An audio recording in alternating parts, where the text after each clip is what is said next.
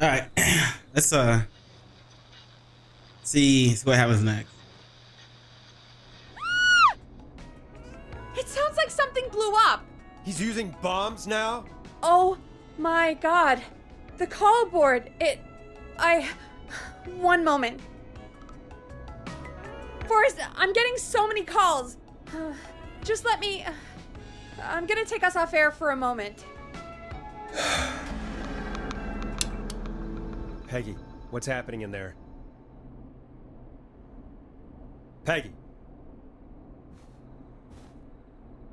I'm back. He blew up the gas station, Forrest. Holy shit. I spoke to the fire department and the hospital. The fire department is useless now, as you know. And, the hospital's only ambulance was at the gas station.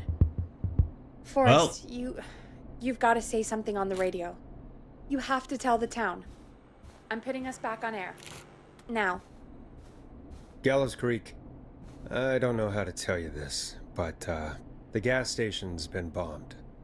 Please, everyone, stay safe, stay inside, and... Oh, just bring us into some music, Forrest.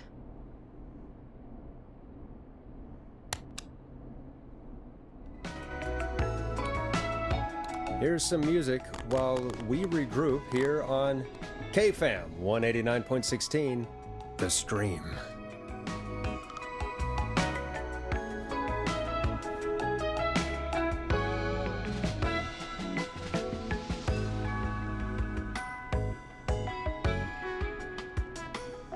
All right, so how do we regroup? There's gotta be more in the basement to show us who Clive is targeting. And if that's the case, we can get ahead of him. Stop the killings before they can happen. Forrest, we need to go back down.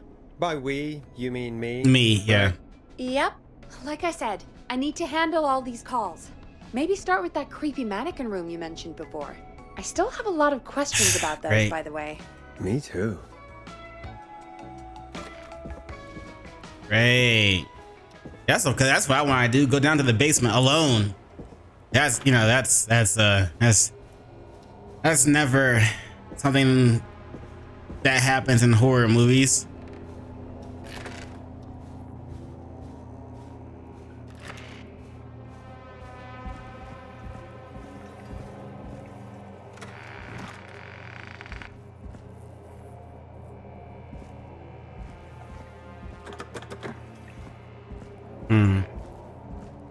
All right, what's up?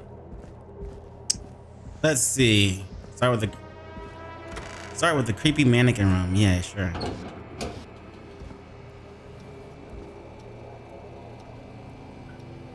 It's pointing this way. Bim bam.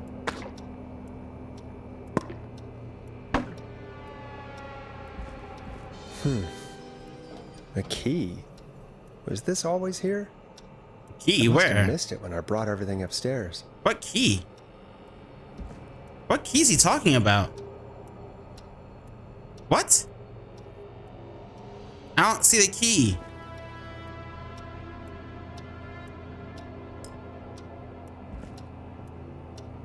I see this.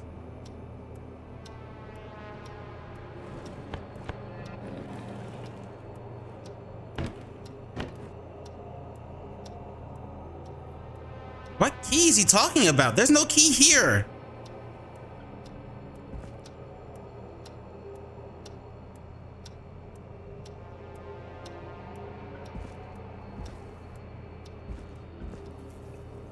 Oh.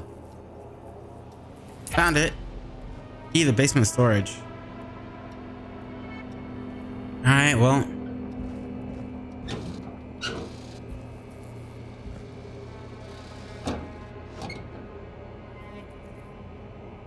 Oh, wait.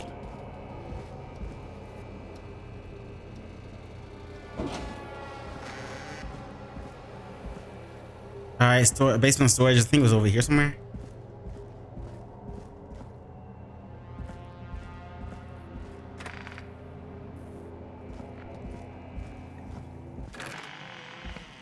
Yep. Hey, Forrest! Peggy, God give me damn some it. warning before yelling down the intercom. Holy shit. Sorry. God damn it. Intercom when you find something and want to discuss it.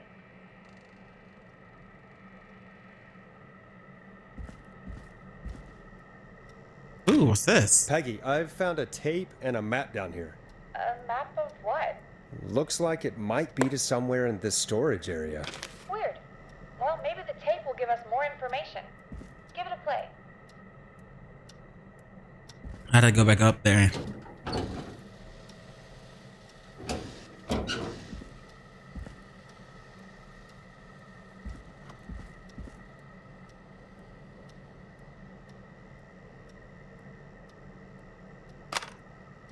Oh, I guess I don't.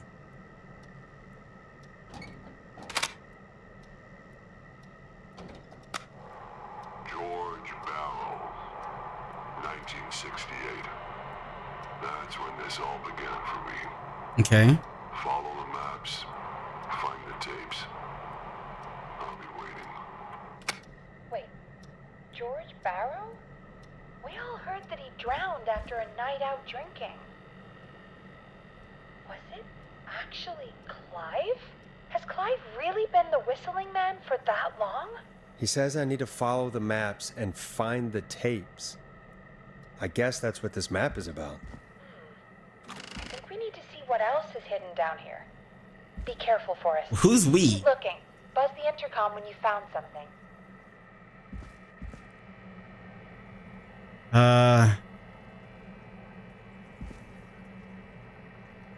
No, there's gotta be one box with space to the left.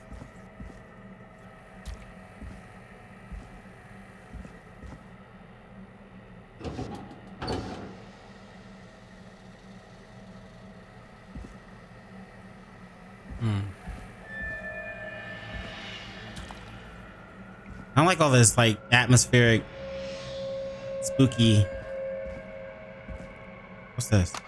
Small lacerations to arms, legs, and face, typically obtained by running through foliage. Severe blistering to the feet, as though the deceased had been running without stopping.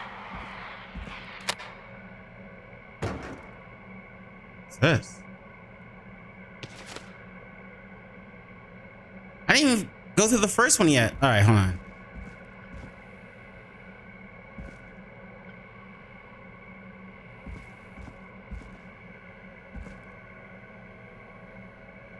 Gotta be up. Let's see. This isn't it. This isn't it. This isn't it. This isn't it.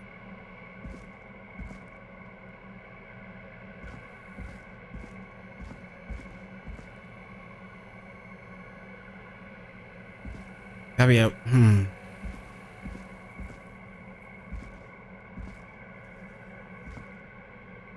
think I got ahead of myself. How do we crouch? There we go.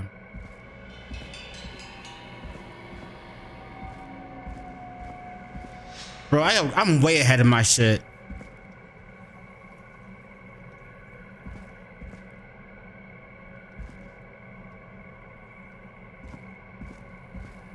I feel like I should press that button and listen to it, but before we do that,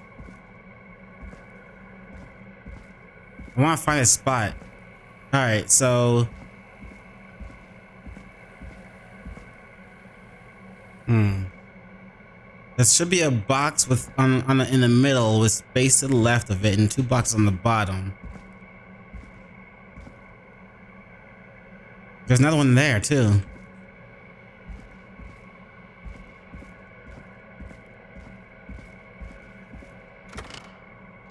This isn't it.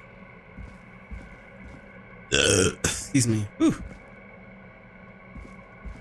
I don't know if I've seen it. Like, we've been in this area. I'm pretty sure I didn't see it. That's not it. Wait. That is it. Okay. Yep. Okay. Yep. So this one first. Time of autopsy is 7 a.m.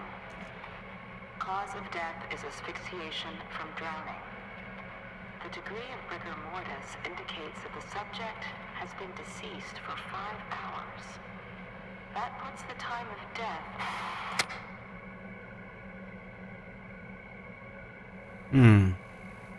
All right.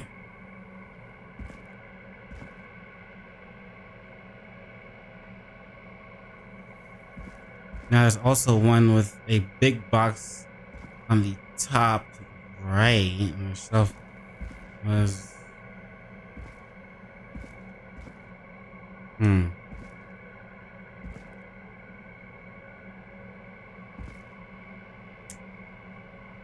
You just listen to this one. Small lacerations to arms, legs, and face. I don't know if that's it though. Typically obtained by running through foliage. No, because that's not it's not a box. As though the deceased had been running. Not that one. Not that one.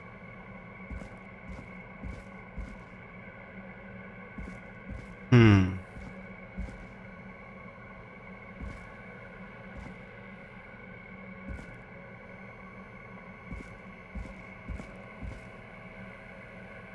Hmm.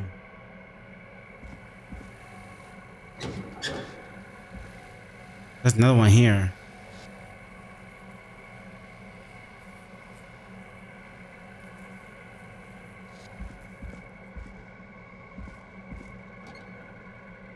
I'm pretty sure this one's not it.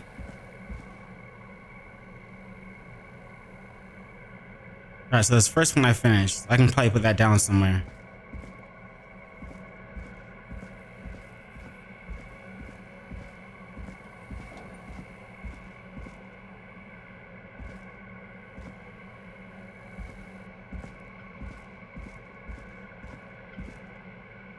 Let's put it down somewhere over here. Here. Alright, this is what we're on now.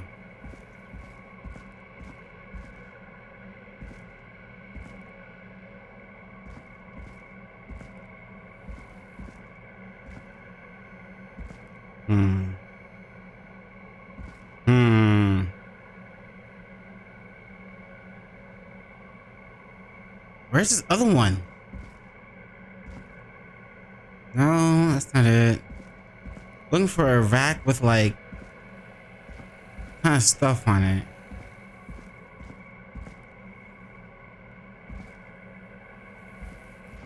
Look, a rack with a ton of stuff. They all have a ton of stuff on it. There's a big box on the top right of it. Where is this one? That's not it. That? No, that's not it. No.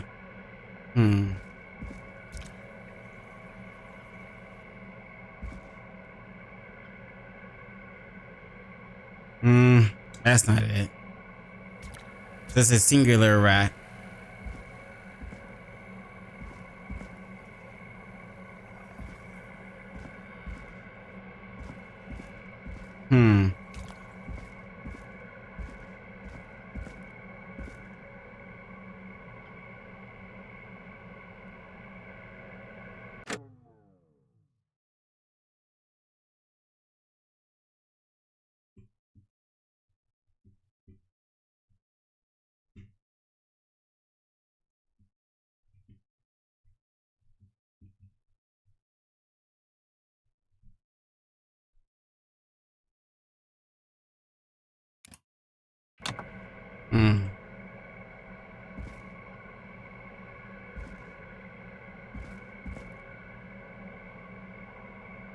That's not it. That's not it. That's not it.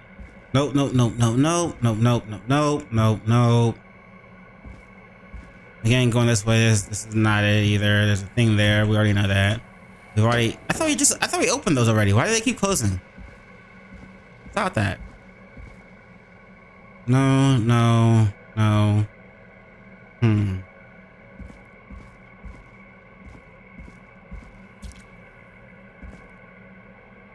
Well, hold up.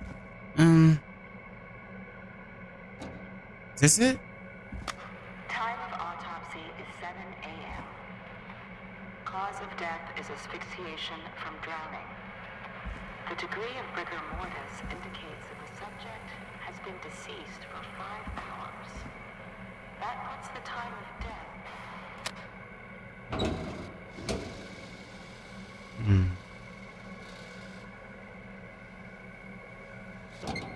That might have been it.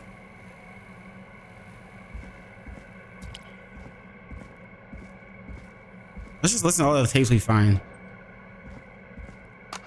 Preliminary toxicology results shows no This is it. inebriation. However, a high amount of cortisol was found, indicating elevated levels of stress in the immediate moments before death. Am I supposed to know about any of this shit? I need a flashlight. Am I supposed to know what any of this shit means? Additionally, there appears to be a post-mortem injury to the arm. It looks like it was trapped in a car door.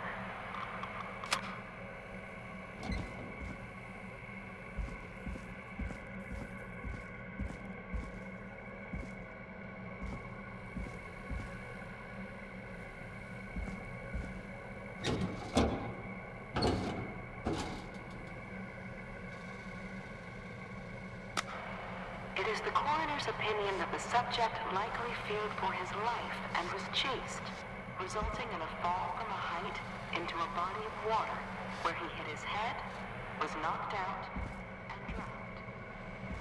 Following that, he was moved.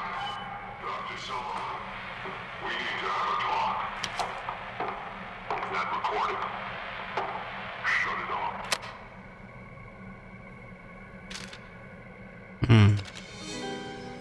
Now this has to be important.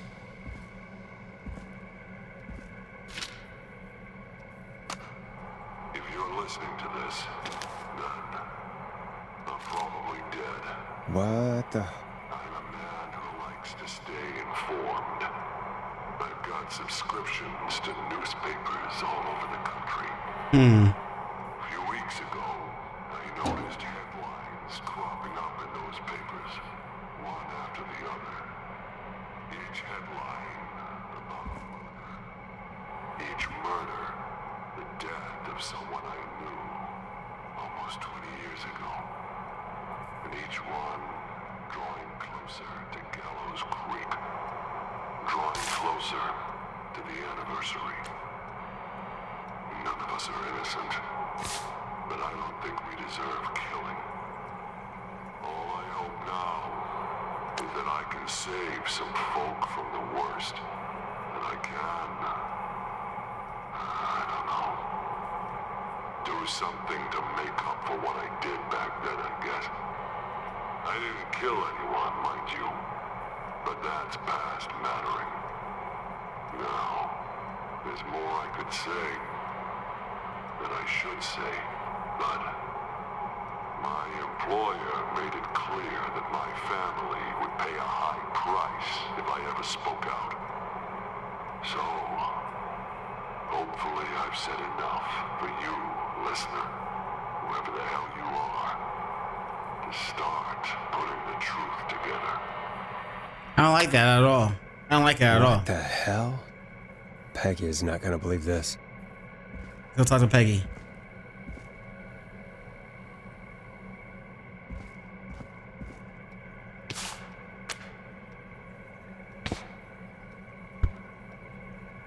I think we got everything.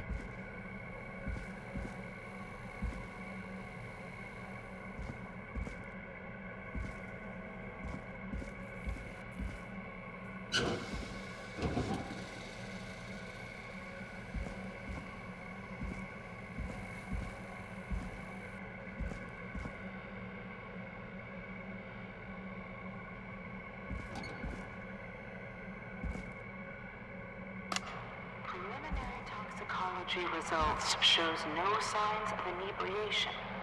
However, a high amount of cortisol was found, indicating elevated levels of stress in the immediate moments before death.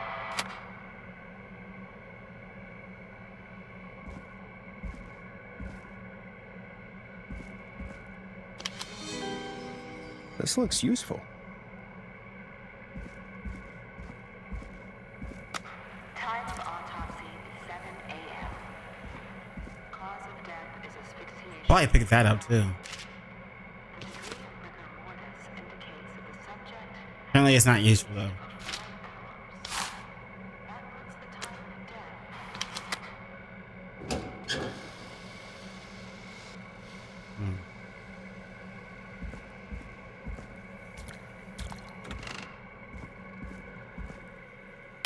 found, Forrest? It's an autopsy tape. Doesn't say for who, but I think it must be for George. Poor George. He was so young. Something's bugging me, Peggy. What do you mean? I swear I recognize the voice of the woman talking on the tape. I just can't place it. Seriously? Do you think you've met her before? I don't know. I mean, I just got here recently. I don't know. Found another tape. It talks more about how George died. What did it say? It sounds like he was running for his life. Sprinting through trees and bushes, getting cut up all over. What would drive someone to do that? I'm not sure yet.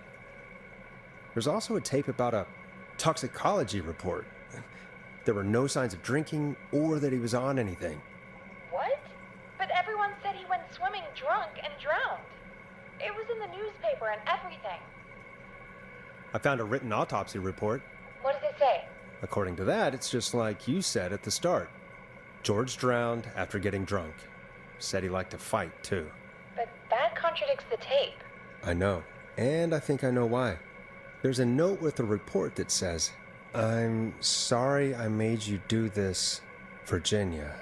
If it was on the autopsy report, then Virginia must be our coroner.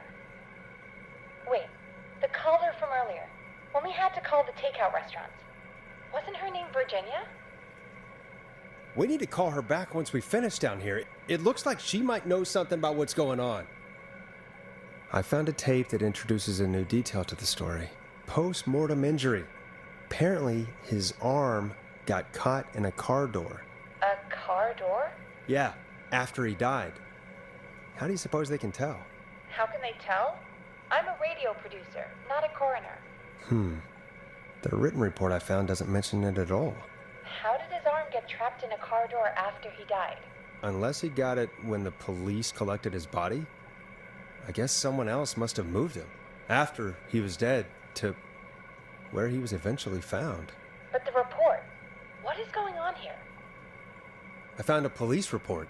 Mentions a friend from earlier, Sandra Sharp. Sandra. The jazz runner? That's right. She found George's body washed up at the reservoir. The reservoir? Yeah? What's strange about that? George got cuts from running through foliage, right? But there's no forest around there. Also, how did it wash up at the reservoir? What do you mean? Reservoirs don't have tides. But that's what the police report said. It's not possible, though. I did a school project on reservoirs and got an A. But, yeah, not important right now. The important thing is that it doesn't make sense. What are you suggesting then? That the body was originally found somewhere other than what the report suggests? That the sheriff tried to cover it up, but accidentally let something slip? Something like that. I think. Well, Sheriff Matthews wrote the report. If he hadn't been eviscerated, we could have asked him. True. But Sandra is still alive. Once we're done down here, we should give her a call. In another tape, the coroner comes to the same conclusion as I did. George was running from something. Maybe an animal? Maybe, but then there's this next bit, where the coroner thinks he was moved post-death. So she agrees with us. At the end of the tape, someone burst in and demanded Virginia stop recording. I think it was Clive. This is starting to make sense now. This is a conspiracy to cover up what happened to George. Ooh. I think I found Clive's last recording. I think Clive might be gone. Gone? This is a long I conversation. found a confession. Not for any killings, but for playing a part in covering up George's death. He left this behind in case he died. He hoped someone would find it. Do you think the whistling man already got him? Possibly. We've had a lot of callers tonight, but maybe not every victim made it to the phone, you know? We don't know how many there really are. Christ, Forrest, that's dark. I know, but Clive said he had read about other murders in other towns, and that the murders were all folks who knew about the incident. And the killings were getting closer to Gallows Creek. He said he wanted to do something good for once. The board in his office. He wasn't tracking people down to kill them. He was tracking them down to save them. Ugh, why didn't he just come out with all of this? He said his employer threatened his family if he spoke out about any of it. His employer? The one who orchestrated the cover-up? Oh, Clive. I'm sorry for thinking you'd killed all those people. Do you think you found everything? I think so. Forrest, what's going on here? Someone wanted that boy's death to seem like an accident. And they hired Clive to make it look that way. Oh. Come back upstairs when you're ready. We need to figure out our next step. 3 a.m. Thank God you're back, Forrest. I've been running out of stuff to pad our airtime with. Peggy, you work in radio. Forrest, I'm stressed. I mean, really. How are we supposed to keep a show going with all this happening? It's our job. This is our job, Peggy. We gotta do it. You're right. So, what's the plan now? I think we should call Virginia back. All right, I'll get her on the line. Time to turn the music off.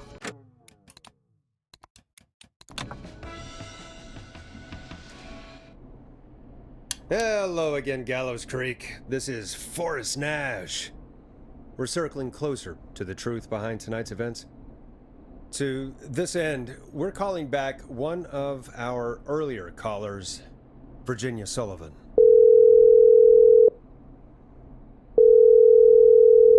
Fredman Plunker here? Who's this? Is it you? Goose? No, it's Forrest. Plunker, hey, it's the Radio Man, Forrest Nash. Radio Man? What's up? Solving mysteries, saving lives. The huge. Right on. Plunker, what are you doing at Virginia's house? I like Plunker. She asked if we could stay to keep an eye out for that whistling turd. So we're hanging out, bro. I want to make some ramen. That's Hungry. big of you, Plunker. No, it's nothing. Can I speak to Virginia? Sure thing, Radio Man. I'll just go get her. Who is this? Hey, Virginia, it's Oh, pretty Forrest. quick. I'm glad you're still okay. Oh, Forrest. Sorry, I'm still jumpy. Don't be sorry. I'd be jumpy too. We need to talk. Don't be sorry. You've been through a lot. I'm so sorry this happened to you, Virginia. I thought I was. I thought... Easy. We're not calling to talk about earlier. We're calling because we think you can help us understand why this is happening tonight. Me? What would I know? Any guesses? Does the name Clive mean anything to you? Clive? No. I don't know that name. What are you asking about this for? You mentioned that name earlier when you called us the first time. I don't know what I said then. I was petrified, Forrest. Clive's the janitor at our station, and we know you spoke to him in the past. Forrest, please. You don't know what you're doing. He'll come for me.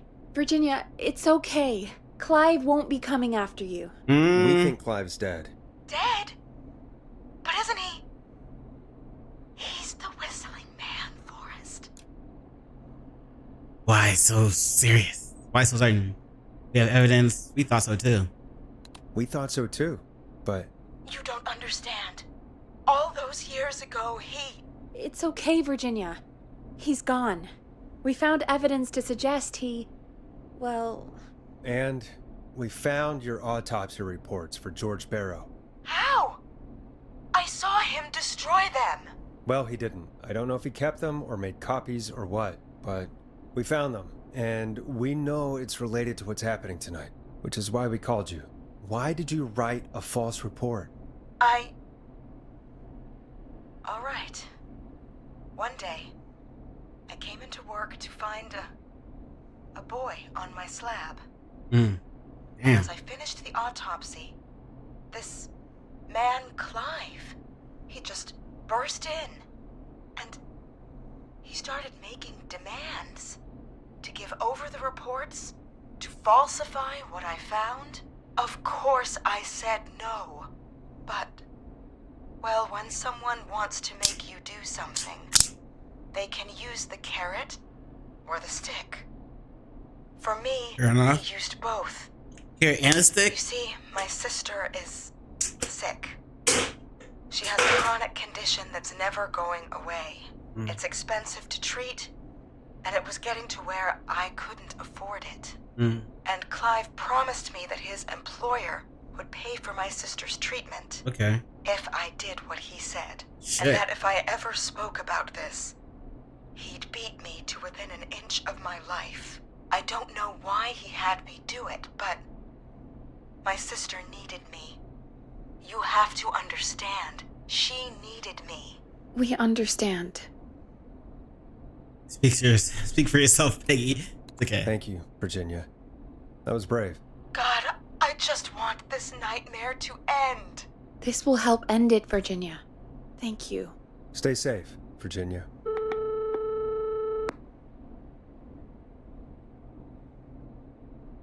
So, Virginia's tied up in all of this. Clive threatened her to keep quiet about George's death. But for who? Why cover up these details? Well, we know Sandra was involved in George's death. Do you want to call her? I do. Alright, but before we go asking questions, I think we should know what we want to ask. Is that fair? Yeah, we need to ask her about finding the body. She was the one who discovered it, but something just doesn't add up. 100%. She knows more than she's saying. I wonder what she's hiding. We'll hopefully find out soon. Anyway, just be careful when you're talking to her. Don't Great. push too hard. We don't want her to hang up. Okay. I'll be careful. Alright, calling her now. Hopefully she's at her jazz studio.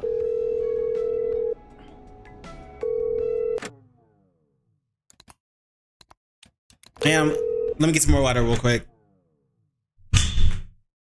Like a bitch.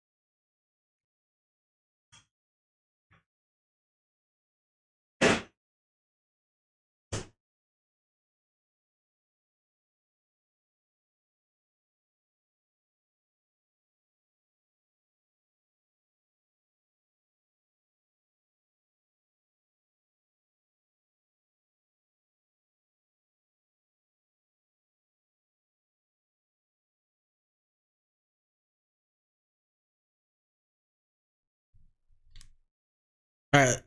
Aha! Forrest, you're through. Hello, this is Sandra at Jazz Pizzazz Jazz Studio. Who's What's Hello that? again, Sandra! It's Forrest Nash of 189.16, The Stream. And you're live on air. Oh, I always thought folks called into a radio show, not the other way around. How jazzy. What can I do for you? Well, we're trying to understand what's behind the attacks tonight. We had a few questions. Why, Forrest, of course. Heck, after the way you saved my life, I'd say yes to just about anything you asked. Okay. Are you flirting with me? Why were you targeted? Be serious. That sounds nice. Do you know why the Whistling Man might have targeted you? Ha! As far as I can tell, he was just a knife-wielding psycho with superhuman cardio. He'd chase after anybody. Right. Well, we think he might be chasing specific people. People who know about the death of a boy named George. Oh, I don't know anything about that. Sorry. You found the body. Are you keeping secrets? Don't play games. Sandra, we know you found George's body. We have the police report.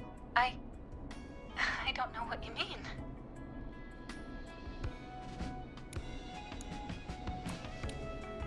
It's okay, Sandra. We know. You do? You know about? Yes. Of course. This studio is my life. After I found the body in the river, I couldn't lose my studio. Do you understand? Sure. I understand. When the rent just kept going up, he said he'd stop if I just needed to keep quiet. And everything would be okay.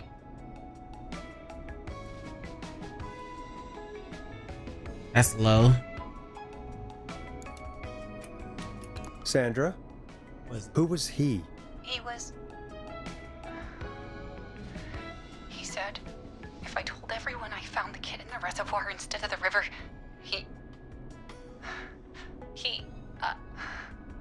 I'm sorry. I can't do this. And she's gone. I don't think that could have gone any better. You truly did great, Forrest. Okay. Well, Cool. folks, if anyone out there has any thoughts on what's going on tonight, please call in. That's good timing. We've got a call waiting just this second.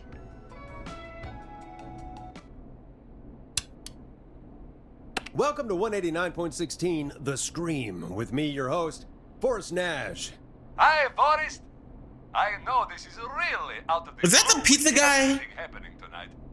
But I wondered if you could send a special birthday message to my uncle. No. You want to do that now? Really? Why? Of course now. It's his birthday. I won't have a chance to do it again until next year. May as well, Forrest. This is the pizza guy. Fine. What's his name? Thank you, Forrest. He's my Uncle Ronnie. His first name's Peter, but he never liked his name. But since he always had salt and pepper hair, even as a kid, can you believe it? Folks always called him Pepper. Thanks for the history lesson. Is there anything besides happy birthday you would like to say to Mr. Pepper? Oh my god damn it! Yes! Tell Told him you. he can get the best birthday deals and party packages here at Putney's Pizza. Hang Ah, up! Hang You up! son of a bitch! Stop calling us! God damn it, Peggy, this is your fault. My fault? I said I didn't want to do it. Don't blame me because Brian Ponte can't control himself. Ah. Don't worry. We've already got another caller on the line. Just pick it up, okay? This is another ad person. This is 189.16 The Scream. I'm Forrest Nash. You're on the air, caller.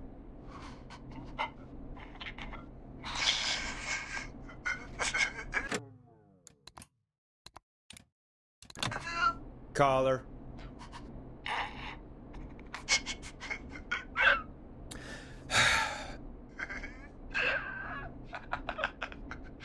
Joker? Monty. Ponte's Pizza! Son Always of a- delivers! Come rain or sleet or wet Hang weather, up! we'll be there! Hang up, Peggy. Hang up.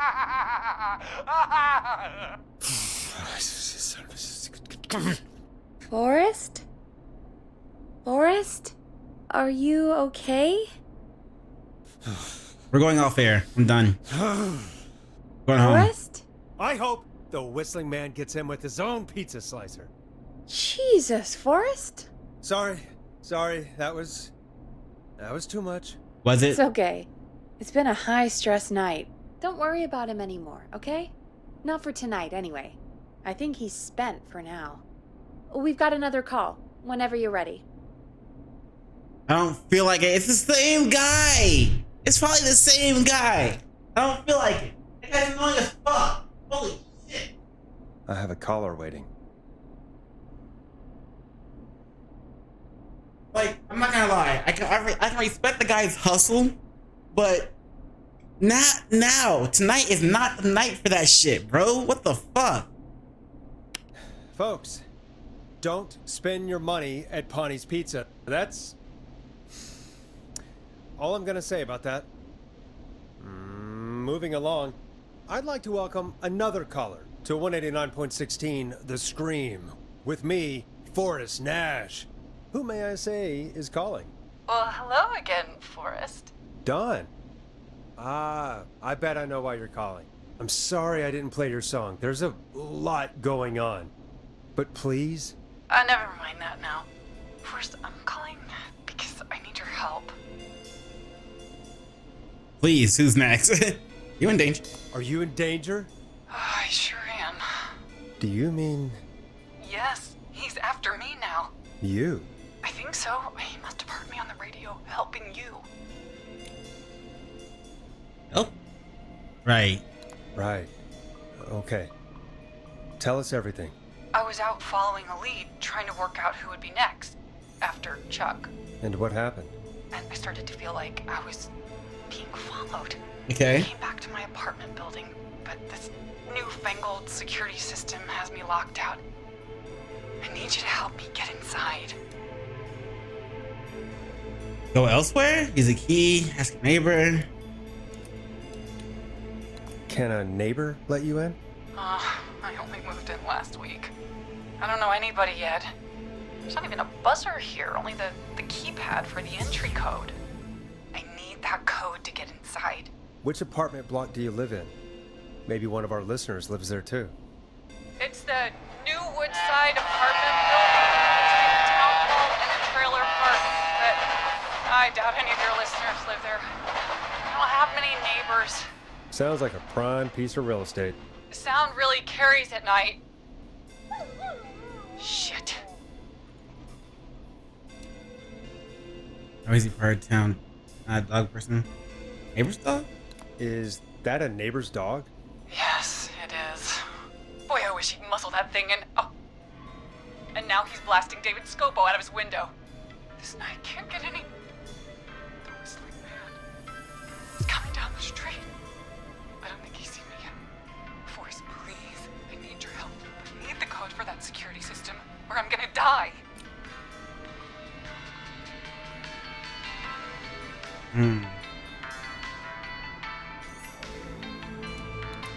What's the name of the security system? There's a sticker on the box. It says Starling Security 4000 keypad, and it looks like it wants a 6-digit number. Starling Security 4000, huh? That's right. Very newly installed. I need the key code before the whistling man gets me. Yeah, of course. Don't worry, Don. Thank you, Forrest. I knew I could count on you. I'll sit out of sight. Call me back soon.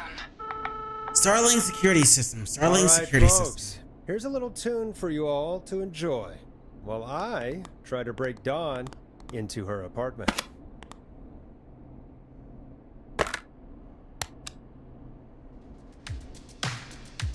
Enjoy this classic by Smooth. It's their hit song, The Word. Starling security system. You were pretty quiet there, Peggy. Forrest, was it just me, or was there something... Yeah, it wasn't just you. Something was weird about that.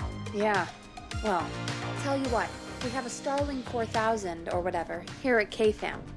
Clive bought one for the station. Maybe we can find something to help. Well, I'm not sure who, but to help someone. Well, do I have to go to the basement? Okay, so she's locked out of the Woodside Apartments, and somewhere Clive probably has the papers for the Starling 4000. Yep, basement. He said, they said Clive. All right, back to the basement.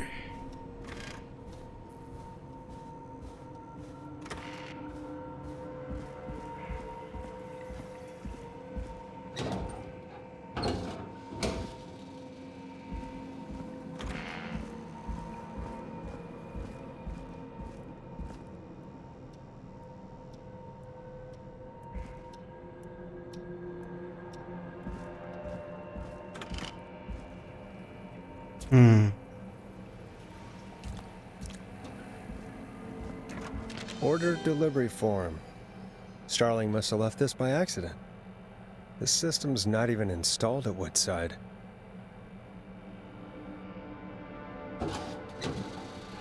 Can't even see it. Starling 4000 user manual. Ah, these codes should come in handy. Maybe we found the right ones. Let's look around a little bit more just to make sure. I hate coming down to this place. It's creepy, spooky, spoopy, as Markiplier likes to say.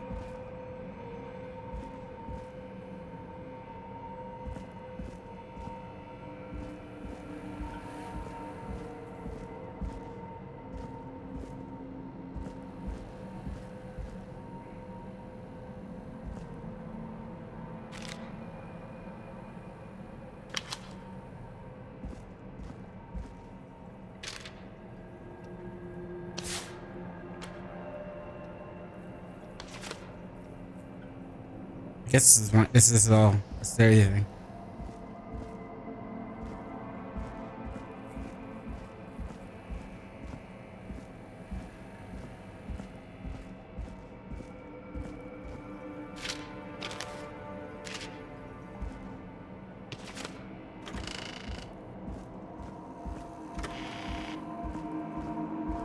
All right, let's go.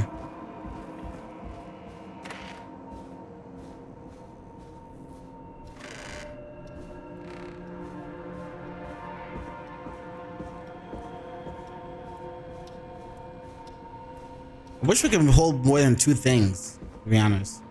It's like, bruh. Bruh.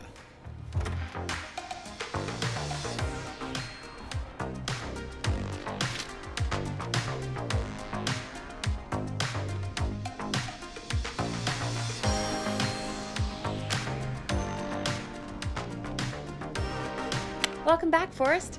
Find anything? The Starling 4000 security manual. It's got a bunch of codes. Good. And did you find anything else? I saw a list of everyone else who bought the Starling 4000. Know who was on there? Oh my god. Roller Ricky!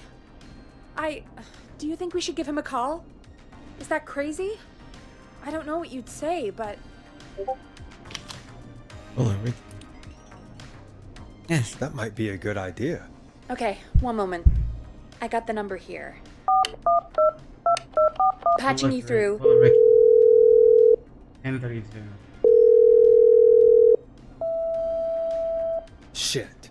He probably can't hear it over the music. Forrest, I don't know about this. This is super weird.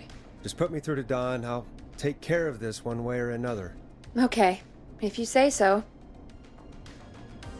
When you're ready, shut the music off. She should call the one that's gonna solve security measures. 191519. Alarm test, deactivation code, entry code. Okay, Forrest, shut the music off.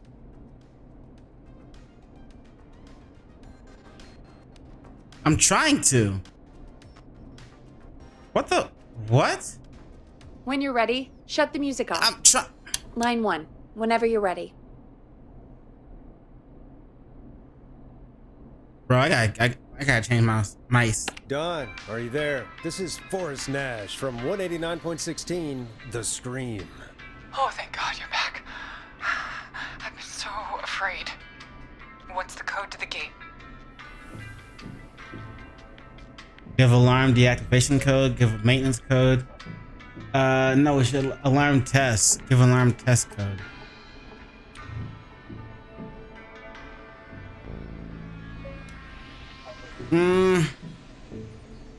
If she's being chased, right? And the whistling man's fault is after her. Wouldn't she like to make a lot of noise just to alert the entire place, just to, you know, help keep her safe?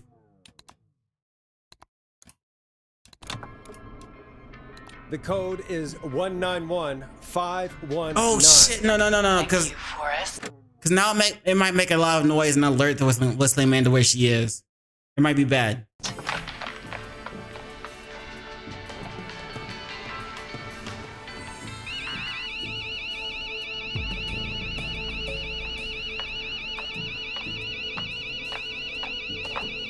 Son of a bitch. Ah!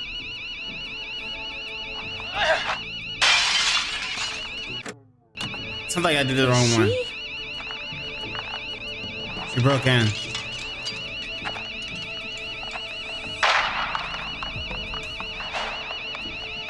Yeah, stay out! Nobody disrespects the sanctity of the ring! Don't ever come back here again! I'm calling the cops! Thank God. Hello? Is someone there? Ricky, get back inside and turn on the radio. Whoever that was, she was trying to break into the ring. She? Forrest, man, you got no idea. That was him! That was the whistling man! The alarm gave me just enough time to get my rifle. I don't like hurting folk, but I can't let anything happen to Maxie. He's my best friend, you know? Listen, man, I'm heading back inside. Gonna barricade that window. My man, thank you. You and Peggy can skate for free whenever you want, forever. That's a done deal. Thanks, Ricky. Looks like it was a good Can't idea. wait. You got it. Talk to you soon. Okay, Gallows Creek. An alarming development. While we process what just happened. Looks like it was a good idea. Whew.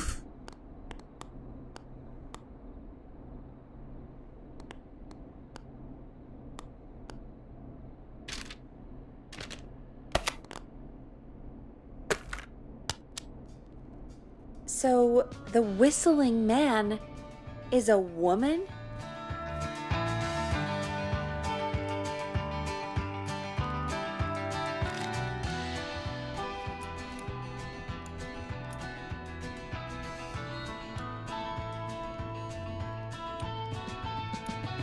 I know. I can't believe it. She called up. You spoke to her multiple times. So it was her. It was, what's her name?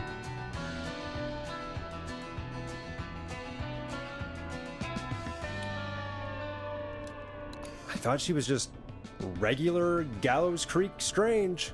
Really, Forrest? Why do you think she requested that song?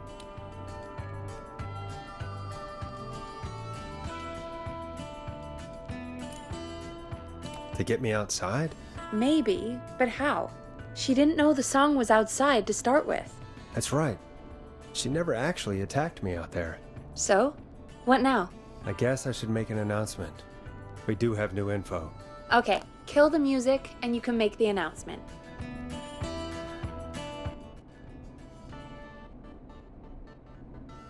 Bruh. Okay, Forrest, shut the music off. I'm trying.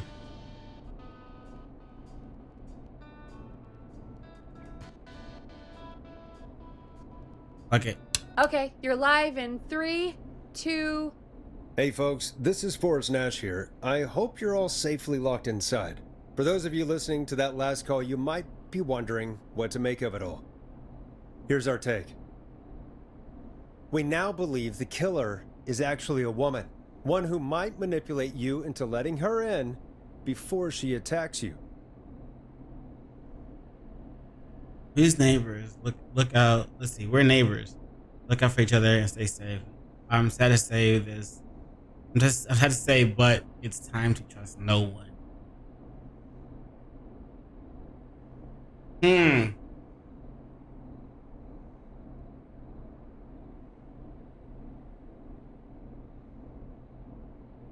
We're neighbors. Look out for each other and stay safe. The killer was calling themselves Dawn. Be a fake name. Not trust anyone called Dom. This could be a fake name.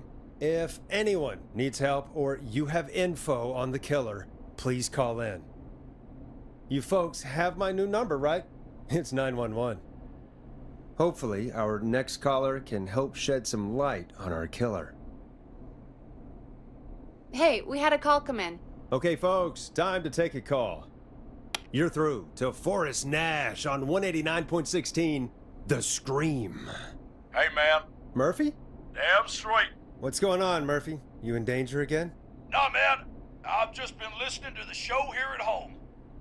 And since you asked folks to call in if they could help out, well, I'm calling. I don't know if I can say as much as other folks have, but I figure I wouldn't be a good role model to Fernando if I didn't try to help, you know? A good father. Appreciate it. What have you got? You're a good father, Murphy. Absolutely. Fernando's a lucky kid. People get told that enough. Thanks. So, what do you want to know? Well, what can you tell us? I don't know, really. All right. Well, do you know anything about the death of George Barrow? Absolutely nothing. Okay. What about the killer herself? Herself? Man, I didn't get my ass kicked by a lady. The man I went toe-to-toe with was a man. You heard the last call, right, Murphy? Yep. So you know it's a woman, and you were trained by a VHS, Murphy. I know, but... man, how could it have been a woman under that mask? Let's just move on. Do you know anything about the history of the Whistling Man? No, sir. Tonight's the first time I ever heard of him. What? I moved here 3 years ago, man. What do you want from me? Nothing. No worries. Waste of time. No worries. Hey, man, no worries. Just thank you for trying. Right. Sorry I couldn't help you all more, man. Now, if you'd have asked me about gators... Forrest, we have a call coming in. Sorry, Murphy. I think that's all we've got time for right now. All right. I'll catch y'all with the gator talk later. Night. Well, folks, that was a bust. But perhaps our next caller has more they can tell us. Let's find out. This is Forrest Nash, and you're listening. Please help me. My name is Casey Moore. I'm at 25 Nancy Drive. My best friend's been stabbed. He's bleeding everywhere. I don't know what to do. Please help me.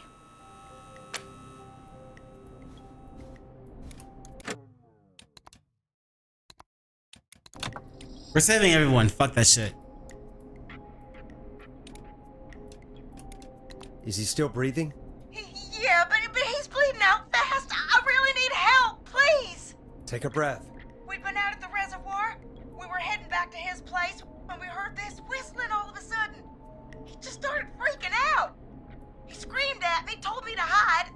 I'd never seen him like that, and I just panicked and ran and hid in a bush. Oh no. Forrest. Then what happened? He went up the road and talked to someone.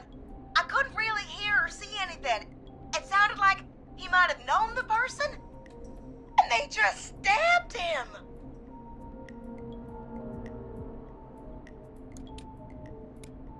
Casey, was he talking to a woman?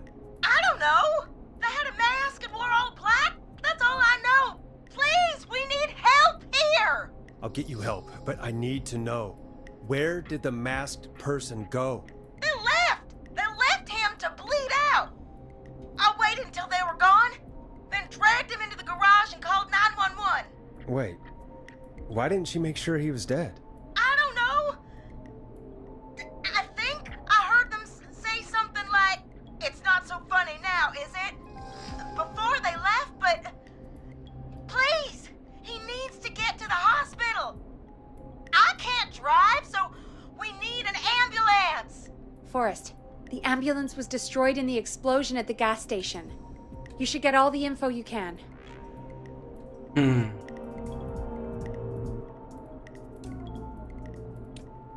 Okay, all the info we can. All right.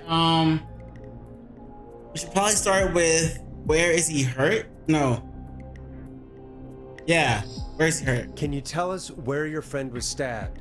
They stabbed him in the stomach, and then stabbed him again in his It's leg. 4:44. Shots to numerology. Oh, the knife is still there in his leg. What's your friend's name, Casey? It's Jason Parker. We'll be right back. Peggy, patch us through to the hospital. On it. Phoning St. Gabriel's now. Oh shit! I forgot what she said. She was he was stabbed. Something in the leg. I forgot what else. Hello, St. Gabriel's Hospital. How can I help you? Hi, this is Forrest Nash from 189.16. Yeah, keep in that We voice. have a stab victim at 25 Nancy Drive named Jason Parker. He's been stabbed in the stomach and the leg. Okay, He's cool. bleeding heavily. Oh God, I'm sorry. But the ambulance is, well, you know. I know, but please, we need something, or he's going to die. Forrest, listen, you're going to have to get him here. We need to see him, and we can't get there ourselves right now. We don't have any way to drive him right now. And even if we did, he's bleeding out fast. Alright, listen. We need to buy him time to get here. That means stopping the blood first, and then finding someone to stabilize him. Okay. To stabilize him, you really need someone with first aid training. Mm-hmm. Do either of you have any? No. Me neither. Damn it. I'm really sorry about this, but I have other patients who can't wait. All I can do is talk you through the procedure as quick as I can, and then leave the rest to you. You think you can handle that? I don't have much choice. We can handle it. Hit me. I'm sure we can handle it. Okay, from the top. If he's bleeding out, then you need to get him comfortable and try to stem the bleeding. Lay him down. Apply continuous pressure directly to the affected areas. When the bleeding slows, get a clean cloth of some kind and hold it over the wounds. Get them comfortable. Apply pressure. Clean cloths when slowed. Got it. I think. You said he was stabbed, right? Mm-hmm. If the object he was stabbed with is still in him, Do not take it out. don't take it out. Okay, cool. It's stopping the worst of the bleeding right now. Okay. If anything, you should secure it so it stays where it is. Okay. I wouldn't have thought of that. It makes sense, though.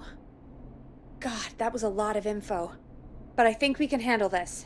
Glad you got it so far, because there's more to go. I can't keep up. Keep going. I'm still with you, Doc. What else do we need to know? If he's lost a lot of blood, he may enter shock. If he does, act fast. Okay. If you applied a cloth and it's bleeding through, don't remove it. Right. Just apply another on top of it. Hmm. If it's safe, elevate his legs to get blood circulating to his vital organs. Try to keep him warm. Get him to rest and reassure him. We need the patient to stay calm. All right. Don't replace bandages. Elevate his legs. Keep him warm and calm. This is a lot. I'm really sorry. That's as much as I can give you right now. Try to stop the bleeding. Find someone to get him stabilized, and get him here as quick as you can. Good luck. All right, Forrest. Casey's still on line 1. All right. Here we go. Hello? Hello, Forrest, are you there? I'm here. How is Jason doing? Badly. He's still bleeding. I need help. I've been putting pressure on his stomach wound since you left, Okay. but he's still bleeding. I don't know what to do. That's good, Casey. The nurse said to do that. What about the knife in his leg? Leave it. It's gotta be hell. Should I pull it out? Leave it. No, don't touch the knife. The bleeding will get worse if you pull it out. Are you sure? I'm sorry. I'm gonna stop making suggestions. No, don't worry, Casey. We're a team here. We're all going to get Jason through this. Casey, is his leg wound bleeding right now? I hate looking at that knife. Yeah. It's bleeding. His stomach is worse, though. Leave the knife. No, secure the knife. Wait, secure it as in how? Secure it as in like secure it in its location or take it out? I think we need to secure the knife so it doesn't move around. Okay, good. Do you have anything you can tie around it? Yeah. There's some laundry piled up on top of the dryer, some cloths on the hood of the car, and what else? I guess I've got my jacket. Use the laundry, use the cleaning rags. Are they clean? Shit. I don't know which ones are clean. Take the cleaning rags and hold them over the wound. I really hope these are clean. Here we go. I'm sorry, Jason. It's secure. I'm putting pressure on his stomach again. Oh, I'm starting to think we might make it. Forrest, can I have a word? Casey, I'm gonna have a quick word with Peggy. Keep putting that pressure on and let us know when the bleeding is under control. You're doing great. But what if something happens? We'll still be here. Just shout if you need anything, and we'll be there. Okay. Promise. Okay. I'll wait. Jason, please be okay. What's up, Peggy? We can't stay on the line with her all night. Dawn is still out there. What if other people need us? You're right. She's probably on her way to her next target right now. Exactly. And you heard the nurse. We need someone there with training who can stabilize him. He's got to get to the hospital somehow.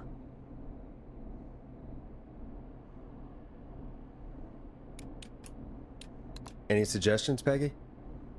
I might. A little before you started working here, KFAM did a mandatory first aid training course. Okay. Me and Karen missed it because we were away on a producer getaway. You skipped What? it, didn't you? Never mind. You skipped it. So, how does KFAM's first aid course help us? Casey said they're at 25 Nancy Drive, right? Yeah? Why? They put up a bunch of cheap houses around there about 10 years ago. So a bunch of people here at the station live around there. Do you think any of them could help Casey and Jason? Probably, but I don't know who lives there. And since I missed the training day, I don't know who knows first aid. Could you call them and ask? I don't know everybody's numbers. I've only ever called Karen. Everybody's personnel info is probably in Reggie's office. Got it. I'll look through their files in Reggie's office. It's a life or death situation. I'm sure they won't mind. Right. But there are a couple of problems with that. Oh. Now what? Go on. It's sensitive information, so Reggie probably locked it in his safe. Great. Great. Do you have any idea what the combo for the safe could be? Not a clue. Reggie's a serial note taker, though. Maybe something in his office will give it away. Right.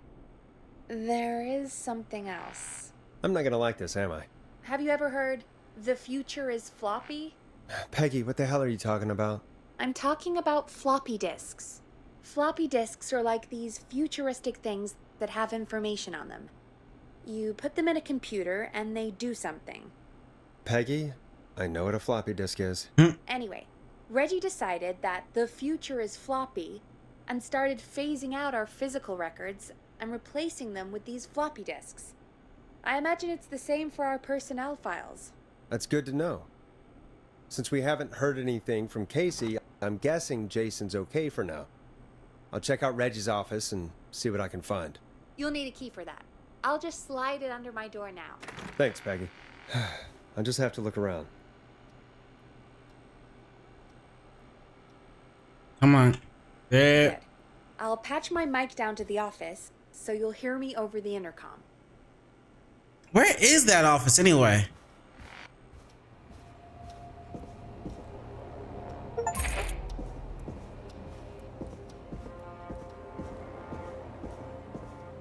No, it's not in there. No, it's not in here, I mean. Reggie's office. Reggie's office. Where is it at?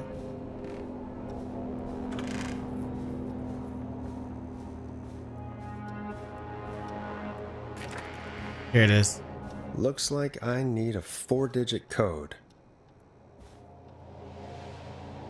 First aid to the injured.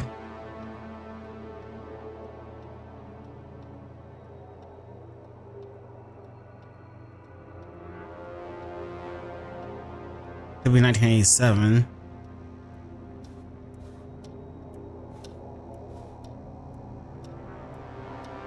Acts forever. Need to write pitch document. Good title. Bring them.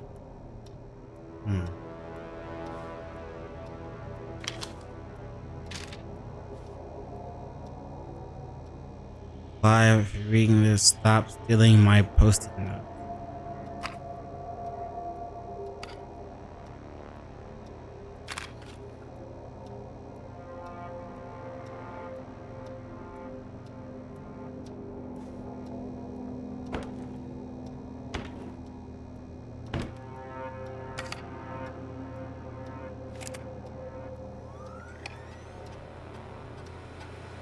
Could this be it? Deep cuts. Pizza delivery killer who kills with a pizza cutter. Free slice on me. Ew. Terrifyingly, there is never any pizza. What happened to the original pizza? What happened to the original delivery guy? Maybe write him in as a final girl's boyfriend. Protagonist is college student Megan. She's smart, beautiful, resourceful, and lactose intolerant.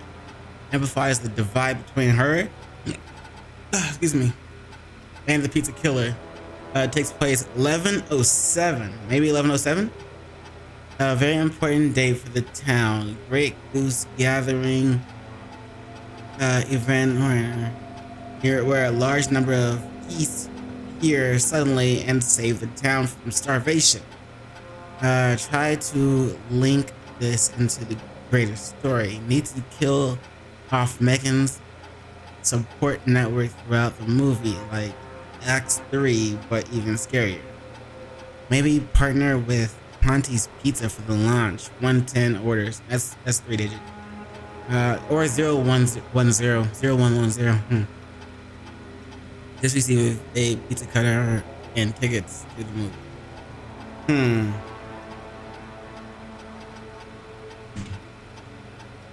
So 1107 or 0110. 1107 or 0110.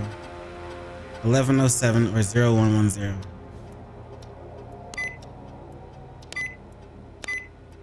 Nice. Sweet. All right.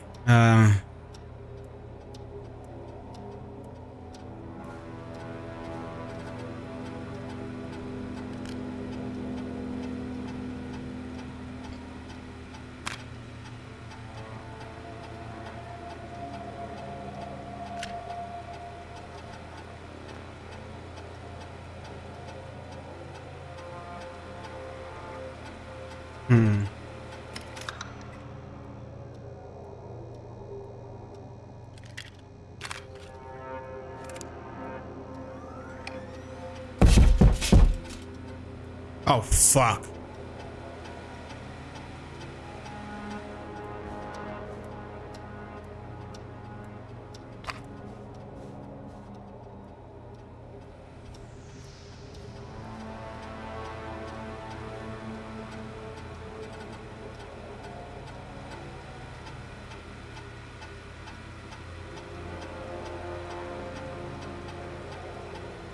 What are we looking for again?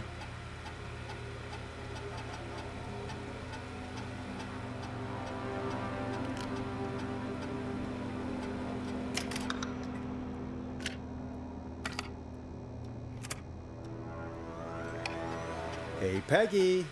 I think Reggie's on to you and Karen. Maybe don't bring those little drink umbrellas into work for a while. What? Why are you reading my file? You need to find someone who can help Casey. We already know I can't. Don't waste time. You're right. I'm sorry. I need to focus on possible candidates. I can read the rest of this later.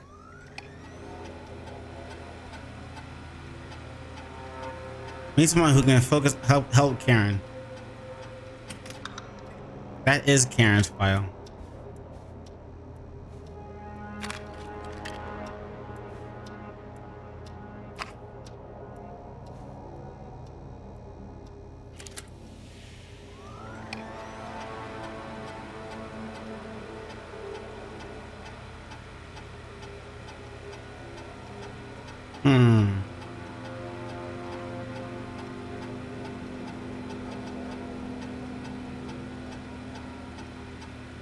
John apparently has a bunch of medical equipment in his home. They procure from the military and service that legal. Again, about eating a free samples that Brad gets. He said he'd stop. He said that he last 3 times too. John Hedges might be able to do something. John refused to engage with the first aid trainer. Maybe not though. I know he's a war medic. Section policy. So John Hedges might be able to do something.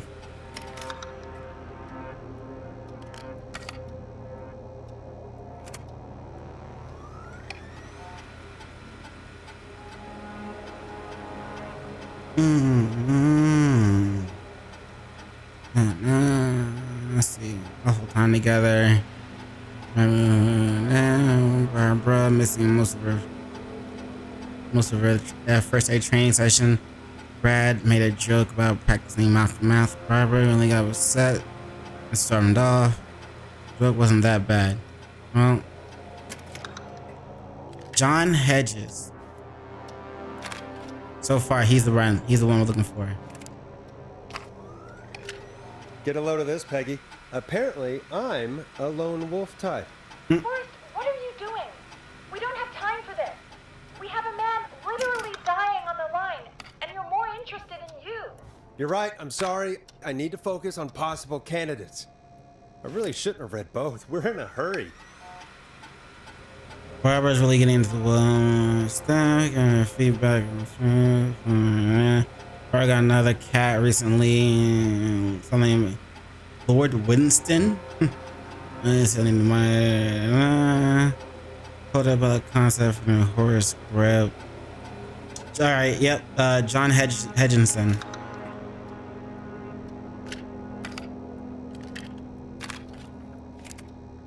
Right, it's his name, John Hedges. John Hedges.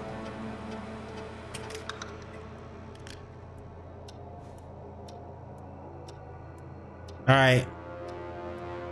Hint, very important date. All right, let's make sure nobody's in there.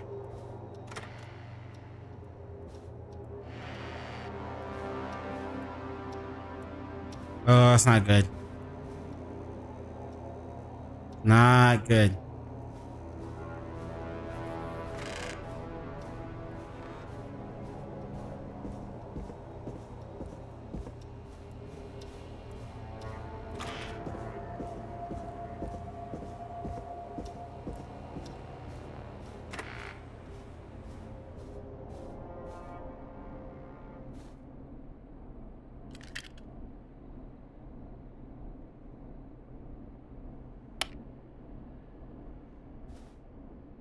We found it. Wait, what? I thought we found it already. Great, because I gotta take a piss again. I've been drinking like a lot of water. Okay, leave me alone.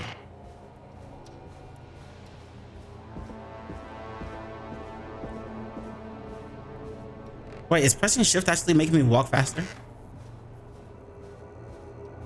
Kind of feels like it, but I don't think so. We've already found the right one, right? Hey, Peggy, you there? Yeah, I'm here. Did you find what we need? I think I know who to call. I think I know who our best bet is to help Casey and Jason. All right, good work. Who should I... Hello? Is anybody there? Please pick up. Casey, I'm here. What's John wrong? Hedges. Jason started going pale.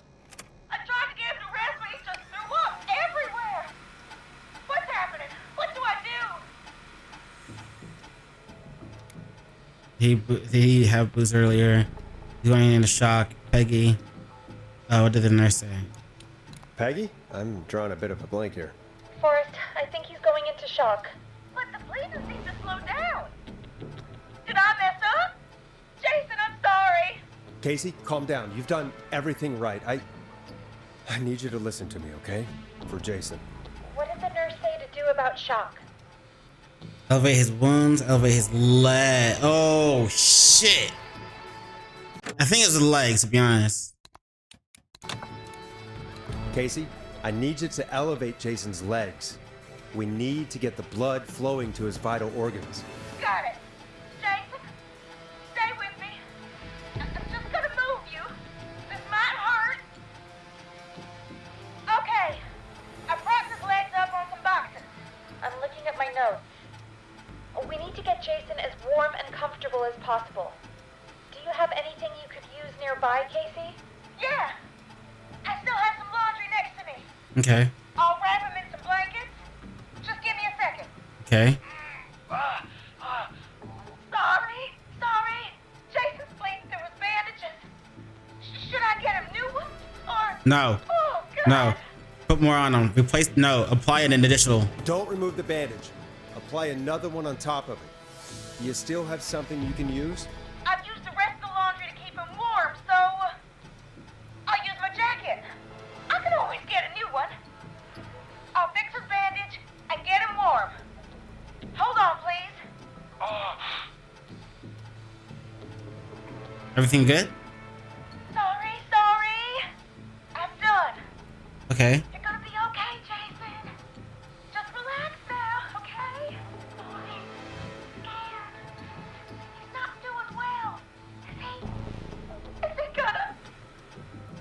You're gonna be fine. Be stronger for Jason. Not looking good. He's gonna be fine. Jason is going to be fine. Just make sure he knows he's going to be okay, okay? Okay. Please. I can't give him what he needs. Please, help. I can't lose him. All right, Forrest, we need to hurry. Jason doesn't sound like he's doing too well. You said you knew who to call earlier? Who Yeah. was it? John Hedges.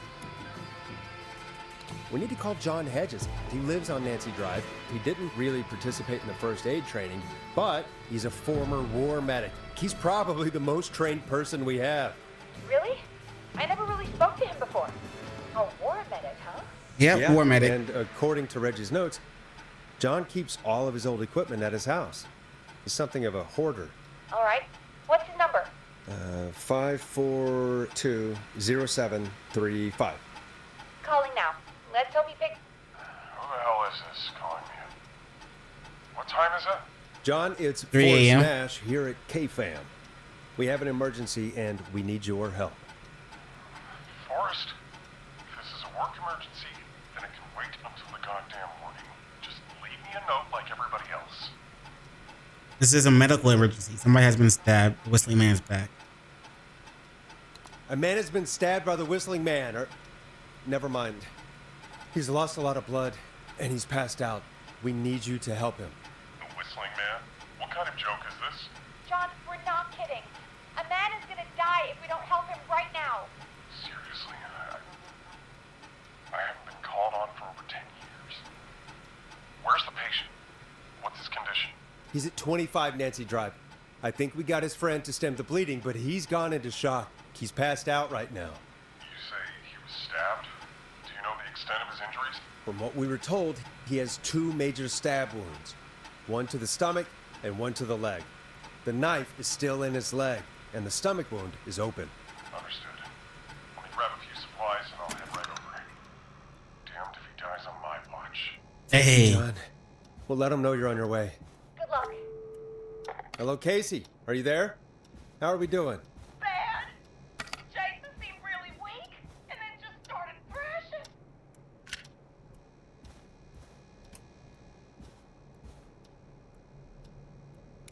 What about now? Is he still thrashing? He's passed out. Please tell me you found someone to help. Casey, help is on the way. My colleague will be there soon. You hear that, Jason?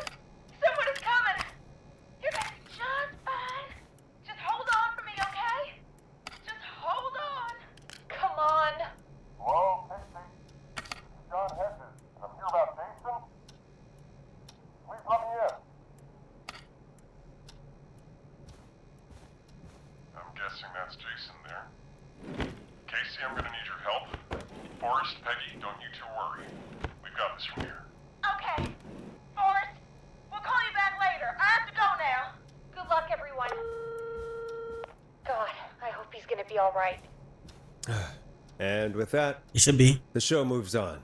We're sending our best wishes to Jason. Well, after all that excitement, I think we could use some music. Come back upstairs when you're ready. Everything looks okay. I think we do. I think we're doing good.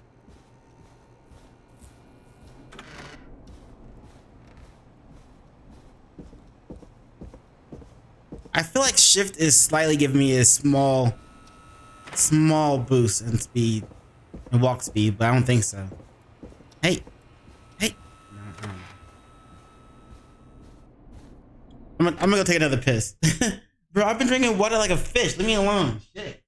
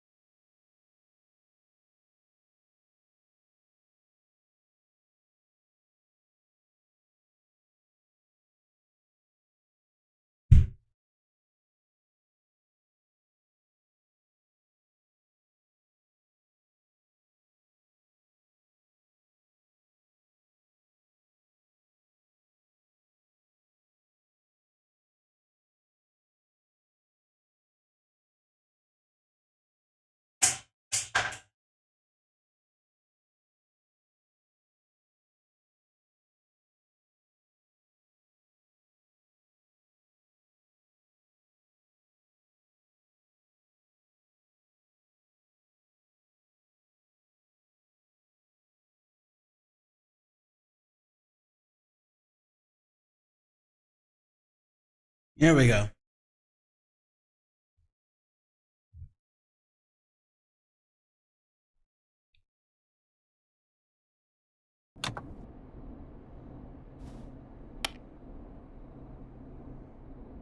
Wait, what? Wait, what? Play music, right? It's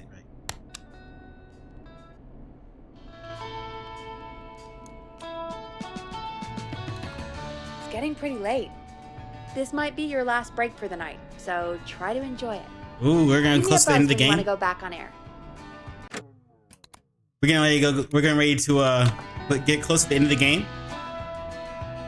Let's roll. You got it. We've got another call coming through, too. Welcome back to 189.16, The Scream. I believe we have another caller on the line. How are you tonight, caller? Forrest, it's me, Roller Ricky. Oh, and Maxie's here too. Good to hear from you. What's on your mind? Are you okay? Good to hear from you again. How are you both doing? Oh, we're good, man, thanks to you. You're like our guardian angel. That wouldn't be a bad look for you, Forrest. A little White Wing Halo number? Maybe something for the K-Fam Halloween party. All right, everyone, let's calm down. Ricky, I'm just glad we could help you and Maxie. Is there anything else we can help you with, Ricky? Actually, I think I have some info that might help you. Oh, you do you? Oh? What's that? You see, man, me and Jason know each other. You know each other? Yeah, we went to Gallows High and played on the football team together. He was a gnarly offensive linesman, and I was our star wide receiver. Runner Ricky, they called me. All right, and what does that have to do with tonight? Well, because George, the guy who drowned, he was on our team too.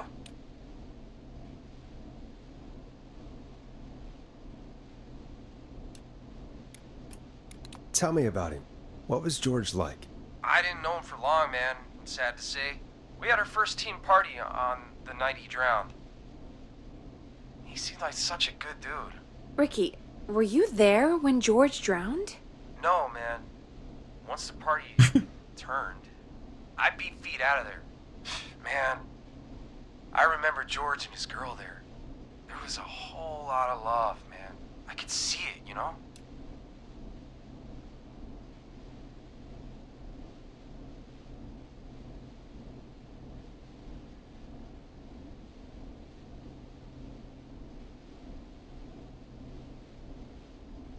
Ricky, listen, this is very important. I need to know everything about her. I didn't really know her before, or see her after that. I never even got her name, man. I just remember he called her Bean. Then what did she look like? Please, tell us anything you remember. I just remember a pretty girl, man. I'm sorry. Ricky, you said the party didn't last long. What happened? We were just having a good time, and then the next thing I knew, everyone was running for their life. I looked up and saw a goddamn whistling man in the trees. And I never ran so fast in my life. I ran straight home. Didn't know about George until next morning at school. I'm guessing it was whistling night, wasn't it? That the whistling man was just another kid. Yeah. I don't know how George died, but I always felt like if anyone deserved to die that night, it should have been me. And Wasn't your fault. It's horrible. Maybe you had him right. Ricky, it wasn't your fault. You're not a bad person. I know that now, ma'am. It took a long time to learn, but yeah, just thought I'd tell you all what I know. Thanks, Thank man. you, Ricky. This helps. Thank you. You got it, man. Anyway, I think it's time for me and Maxie to free up your phone lines. Thanks for listening, man. I'll let you to it. Of course, man. Night, Ricky. Sleep well, bro. All right, Very folks. Looks like we got a new lead in the case. If anyone has any info about this mysterious being, Please call in. If she was George's girlfriend back then, she's probably in her mid to late 30s now. Huh. Oh, we have another call coming in, but hang on. What's up, Peggy? It's from inside the station, huh? Peggy? Peggy? You're gonna want to take this call off the air. Who is it? Just do it. All right, folks, it's time for another track. Here's one to help you sit back and relax. We'll be right back after this.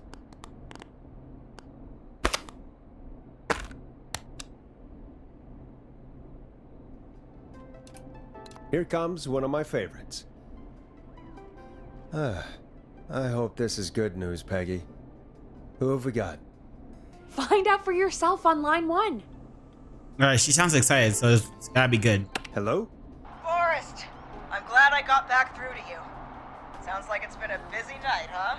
Surprise! It's Leslie, our The cop? 911 operator. Finally. Leading the charge from Henderson to come save us. It's so good to hear from you. Are you okay? We're doing okay. Sarah and I are both happy to be headed back home. Okay. We're happy to have you too. Wait, Sarah? Oh, yeah, I mean Deputy Martinez. Anyway, we got back into radio range a little while ago. We've been listening in, but haven't been able to get through until now. Really? We haven't had that many callers.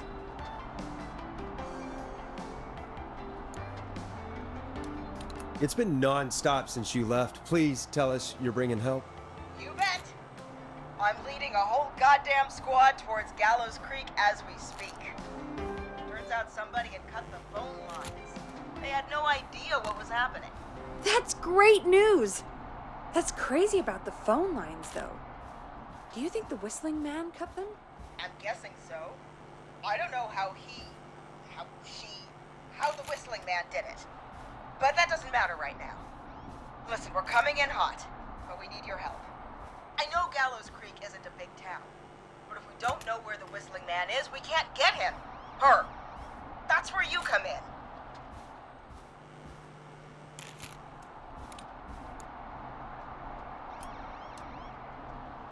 You can count on us.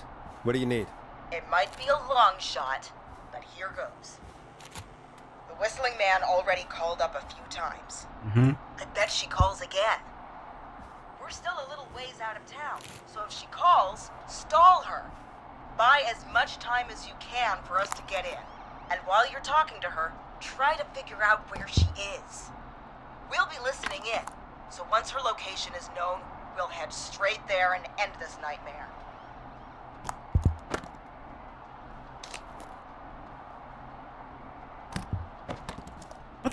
What the fuck? Come on.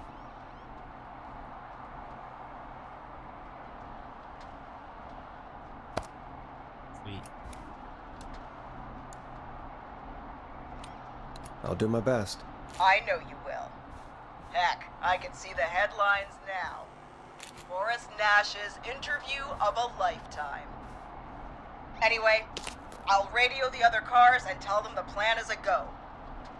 Hopefully the next time I see you, it'll be with our killer behind bars. Take care now. We'll see you soon, Leslie. Oh, thank God. It sounds like this is almost over. We're nearly through this. Sounds like the game's almost over. We're nearly through this. Pretty much. Let's see. I hope you're right. The sooner this is over, the better. I am right. Trust me. Anyway, we should get you back on air. Taking callers is the only way to see this through. Time to turn the music off.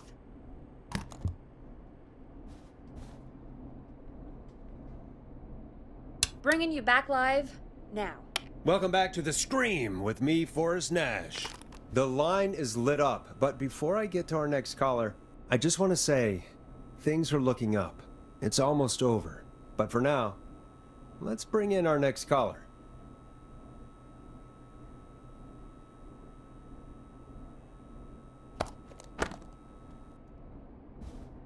Evening, caller. This is Forrest Nash. Hello, Forrest. This is John Hedges. I'm here with Casey. I wanted to give you an update on Jason. John, is he gonna be okay? He's a fighter. He'll be fine. We've got Sweet. him stabilized and resting in a bed. Hell yeah. We're preparing to move him to the hospital. Thank you so much. If you hadn't been there, then... God, I don't even want to think about what would have happened. Of course, Casey. We're just happy he's okay. John, Casey, you two did all the work. Tell Jason to get well soon from us, whenever he's up for it. Well, why don't you tell him yourself? Is this Forrest? There we go. Finally, the one and only. The one and only. I hope you're feeling better. It's good to hear you, Jason. How are you? Oh, well, you know. I've got a hole in my stomach. Fair and enough. There's a knife in my leg. But John gave me something to take the edge off. So, I might feel even better than either of you. Oh. Not higher than me, mate. No one's higher than me. Take it easy. I'm high until you all the get to St. time, mate. Gabriel's. I will. But, before that, I needed to call you. I'm guessing the Whistling Man is still out there? Well, I'm glad you asked, actually. I wanted to talk to you about that. Go for it. We spoke to Roller Ricky not long after you were attacked. You spoke to Ricky? Is he alright? He is now. I mean, he was attacked earlier, but this call came after. Hey, guys, I'm really sorry, but there's a call on the other line. I just need to make sure we don't have another situation brewing. You fill Jason in on what happened. I'll be right back. Sure, Peggy. Sorry, Jason. Where was I? Yep. Ricky's fine. You don't need to worry about him. That's a relief. He told us about George. Sounds like everything's finally coming out now. It's been tough to hold it all in. Sounds like you've been holding back about something awful, Jason. I'm part of the reason my best friend is dead, Forrest. And the few who knew about it said if I ever said anything, I'd find myself in jail. For a long time. It was hell. And then the town just moved on. Like it never existed.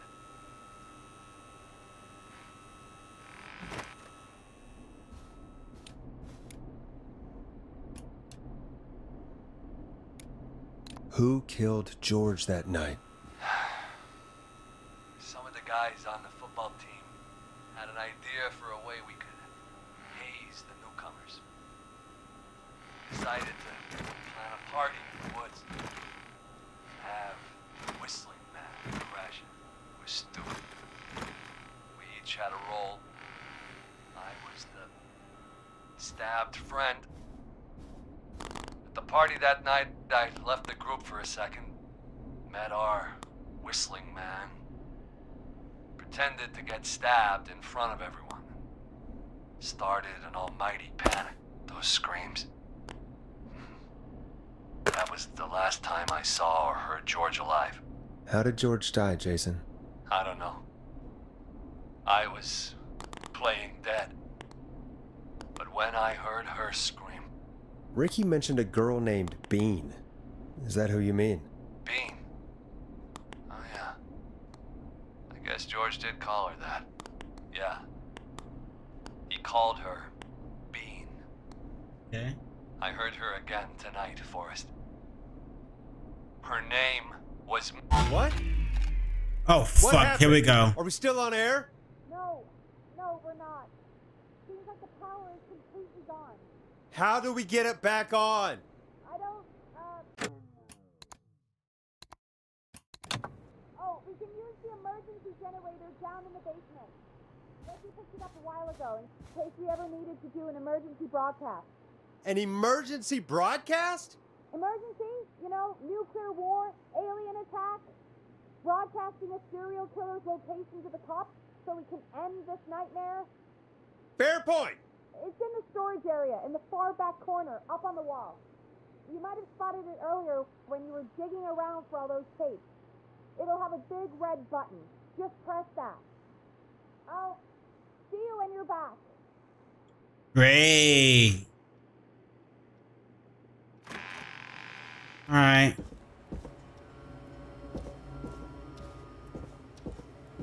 We're gonna get attacked. I'm pretty sure this is where we find the killer. Or the killer finds us.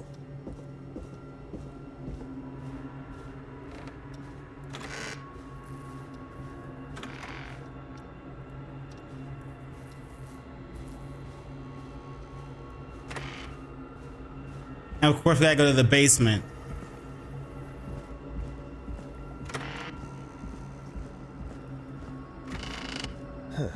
Far back corner.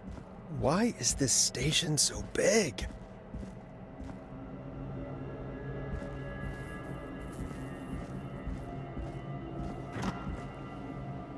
Someone's in here. Must be it. Boom! We've got power.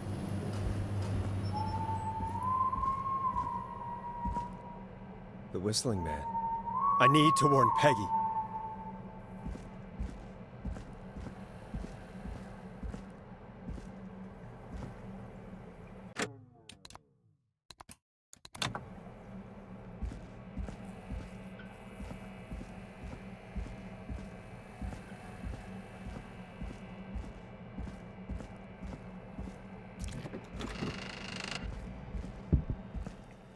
Peggy, are you there?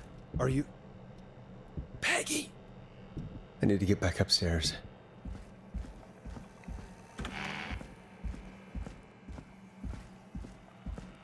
Alright, well, he's gonna... probably there somewhere. What the hell?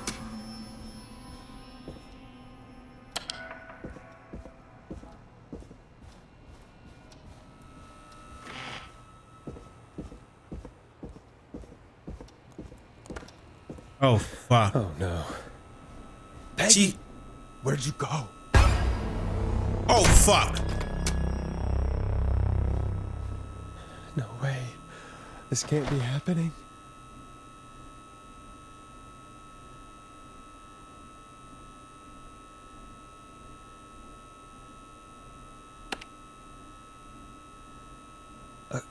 A call.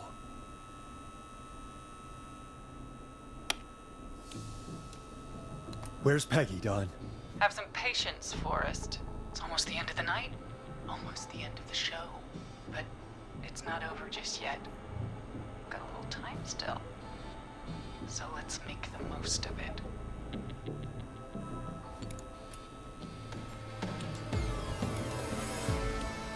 I'd rather not, if that's okay. Oh, Forrest. Huh? I thought we'd end tonight's Whistling Man special with a special guest. The one who started it all. Oh, let me take that out of your mouth and... You crazy bitch! Let me go! Welcome to the air, Mr. Teddy Gallows Jr. Wait. It's Two of all 'em. come out tonight, Teddy. Your daddy and his money saved you 20 years ago. But even if he crawled out of his coffin with all the money in the world... Wait. Where the hell is Teddy? How are you talking to him if you're here with me? Because I'm not there with you, Forrest. I'm here with Teddy. And if he says where that is, well, There's two of them. he knows he'll get it.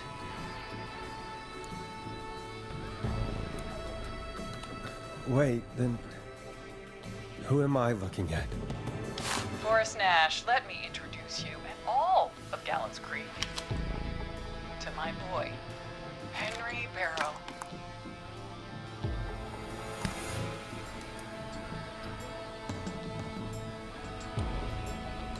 Your son? You mean you... Wait, that he... Yes, Forrest. He and I had a son. So there were two whistling men tonight. Of course! That explains how you were always able to get around town so quickly. And that's how you escaped the secret archives in the newspaper office. Don't think I've forgotten about that, Forrest. Locking my sweet boy away like an animal. And Murphy, he was right, wasn't he? He did fight a man. He did. I taught my boy to never run away from a fight. Hang on. Did you say Barrow? Then are you? Let me just get this mask off. Damn uncomfortable thing. No wonder Mooney went crazy wearing this.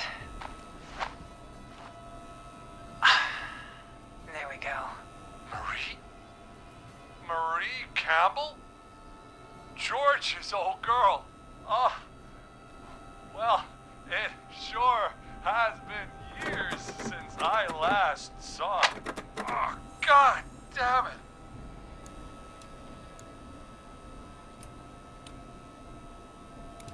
Marie Campbell.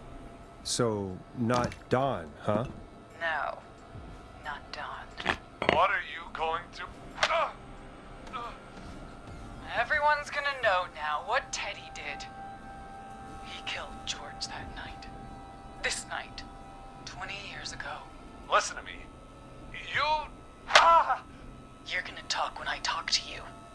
And not a moment before. Meanwhile, Forrest, I'm gonna give you the chance to talk. You're gonna help me reveal what really happened to George all those years ago. Why should I help you? Why should I play any part in this? Because I think you believe in justice. You think this is justice? You have no goddamn idea, Forrest. These people you've been trying to save, they were all in on it. They all knew George was murdered. Oh shit. Murdered? Listen, I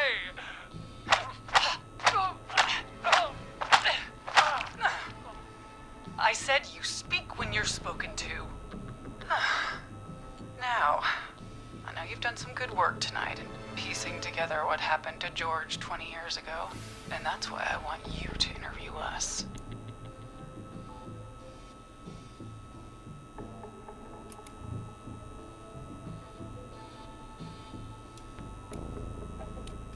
Interview you. All right, I can do that. Thank you. I want you to help me and Teddy tell the story, Forrest. Do a good job. And hell, you might be the only one to leave here alive.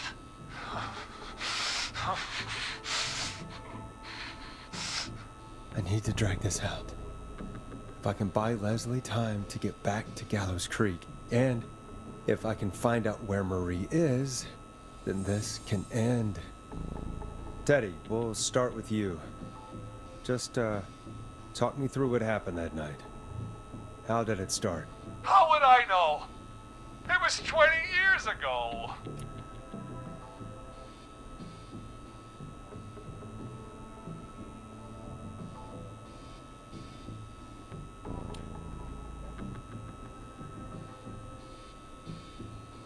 Teddy, be honest with me or we're both going to die.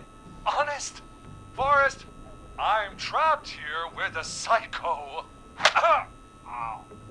What the hell? God damn it. Okay. Our first team party was coming up. And when I saw the date it was scheduled for, I had an idea for a way we could prank the new guys.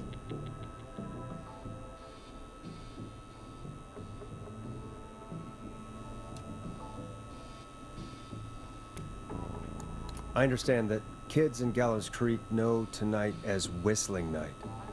I'm guessing that's what you mean? Well, we didn't have a name for it then.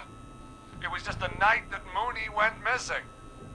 But Whistling Night is what they'd call it later. Wait. You mean this was the first Whistling Night? Keep talking, Teddy. We went up near Whistling Point. God, who was there? Me, Jason, and George, of course. But George didn't come alone. He brought Marie. And Roller Ricky, he was there too, wasn't he? Yes, Ricky was there too. Runner Ricky, our wide receiver. I helped him off the bottle, you know. Because I'm a decent man. Is that so? Yes, it is. He came apart one day. Some people do. He had some issues. Wasn't stable. I didn't want him to hurt his chances in life. So, I helped him keep himself together. You were afraid he would talk about that night, weren't you? Keep talking. About midway through the night, we put the prank into action. We looked up at the trees and saw Jason there, bloody, like he'd just been stabbed. And the whistling man, screaming. George and I and Ricky, we got left behind. But Ricky was in on it too. I know he was. He and Teddy were as close as anybody. Teddy must have told him the plan.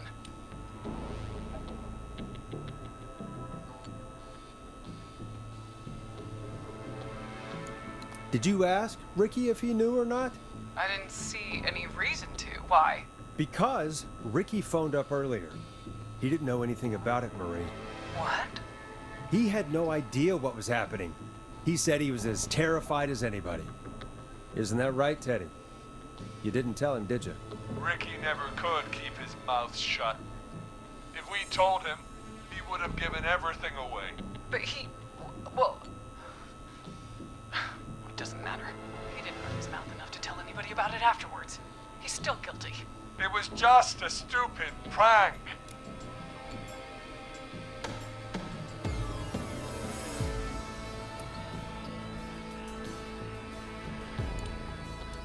How can you still say it was just a prank?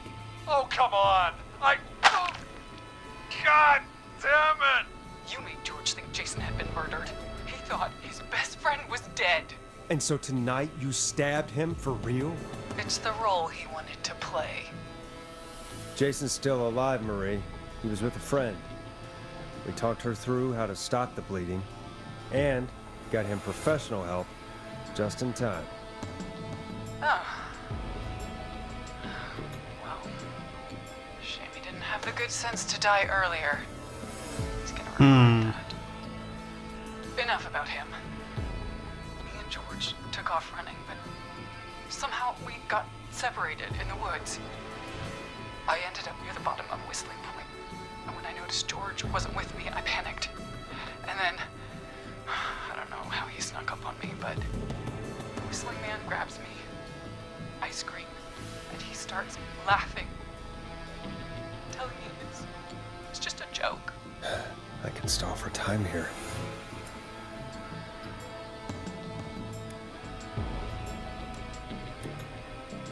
How did you feel in that moment? I felt like nothing was real. I felt small and confused, and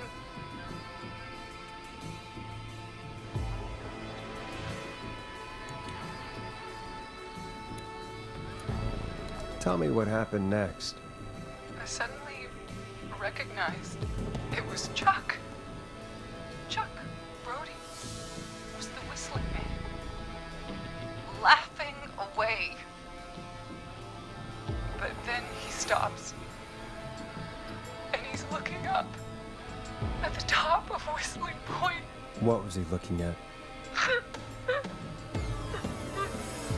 Teddy, what happened next? Nothing. I mean, it was just Teddy? George fell off Whistling Point. Oh shit. Why'd he fall, Teddy? He just... You pushed him. You were up there. You were dressed as the Whistling Man too, and I didn't push him, God damn it! I just chased him up there and he kept backing up. When I saw he was about to go over, I reached out. That's what you saw. you liar. It's not my fault. He didn't know it was a joke. If he'd had any brains, he would have realized. Ugh. You bitch. No one's going to believe this. After all you did.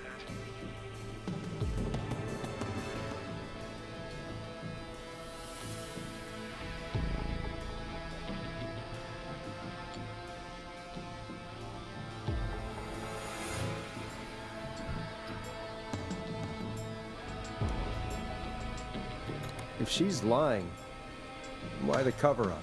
My future was at stake, Nash. You know what it's like. People like us are bred for bigger things. I'm going to be the mayor of this town, Forrest. Hmm. And then governor. And then, who knows? What happened that night was tragic. It should never have happened. But it was a mistake. It was just a stupid joke gone wrong. So my father sent Clive out to clean it up. Why should a blip ruin my future? George was a blip?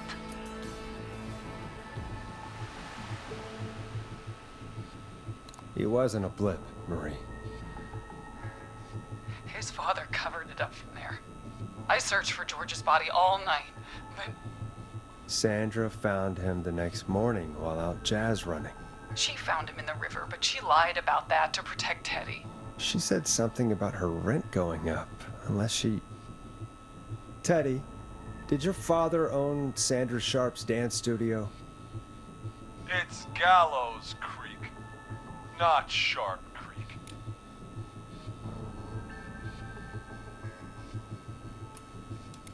I'd answer the question if I were you, Teddy.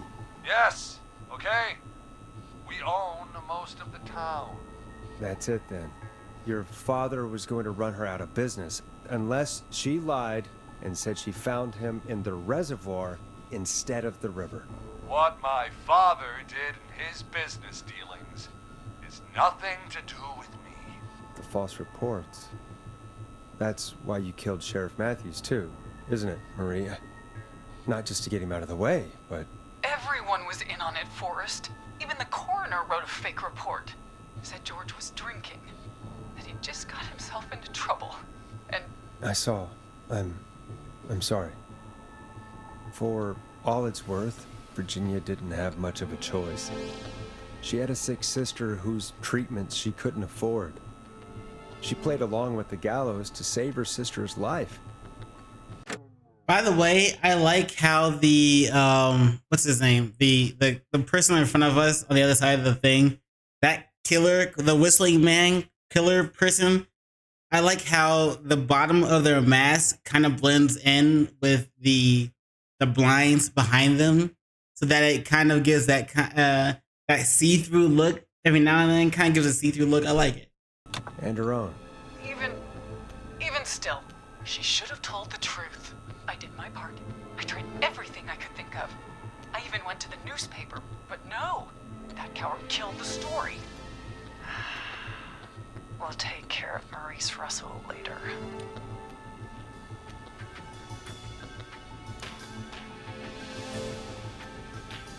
This has to stop, Marie. It never should have started. You shouldn't have pushed my door down the cliff. I should have been punished. It's coming to a stop. At least for now. Here, where George and I first met, before he joined the football team. It was right after he shot the winning throw. Wait a sec.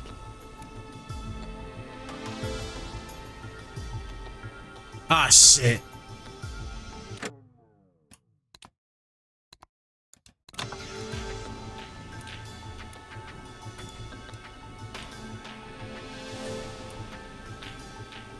You're at the football field. Jesus Christ! Forrest, you idiot! We're in the gym! At Gallows Creek. Oops. You're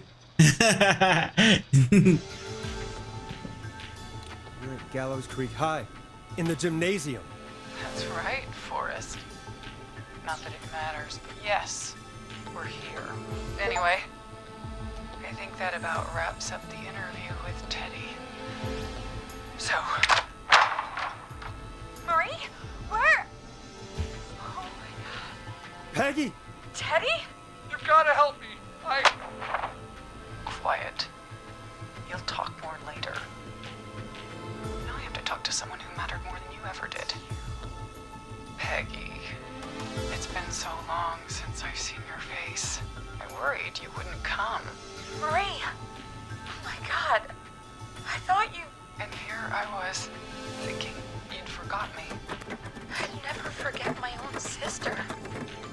Her sister? Sister? Peggy, what's happening? Why are you even there? Wanna explain, Peggy?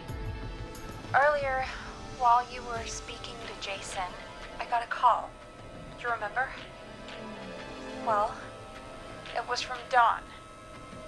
She said that my sister Marie was there that night George died, and that I should come to the gym for a reunion. And when you walked in, you found out. That my sister is the Whistling Man. Good to see you too, Peggy.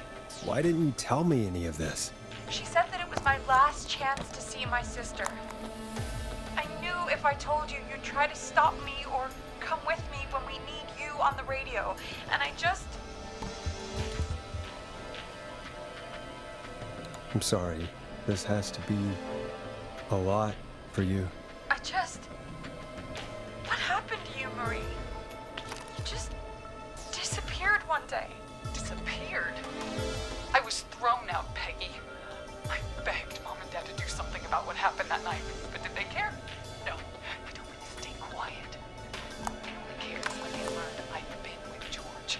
And Marie, I'm so sorry. I never knew.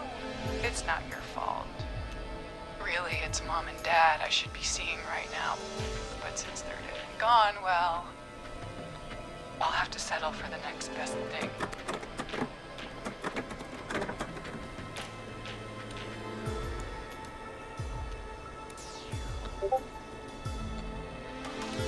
Don't.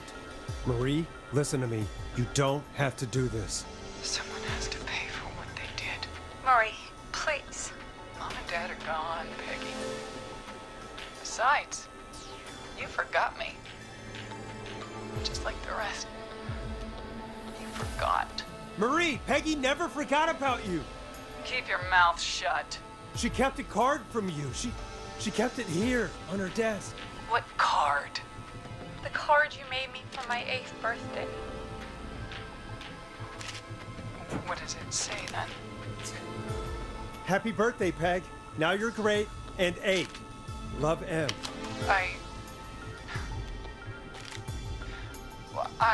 Henderson police! Freeze! No! Henry! Get out of there! Ah! Peggy! We have 2 wounded, and we're in pursuit of the suspect. Henderson police! Freeze! Forrest! Leslie, how's Peggy? She's been cut pretty bad, but we're here now. I'll be okay. God, Marie! Hey, Zara! I need you to look after Killed Peggy. 2 sisters. She needs help. Now. We got here just in the nick of time. Where's Marie? She bolted right as we got here. The police are right on her heels. It won't be long now. It's over, Forrest. Oh shit. Whew. Well, folks, it was a long night, but we made it through together. I'm gonna head off to go check on Peggy. This has been Forrest Nash.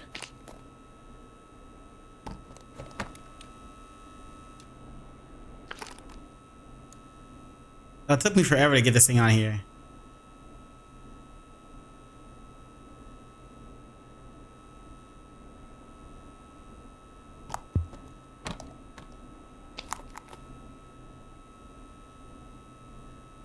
Come on. Come on.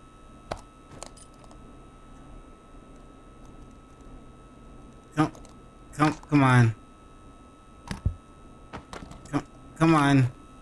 Come on.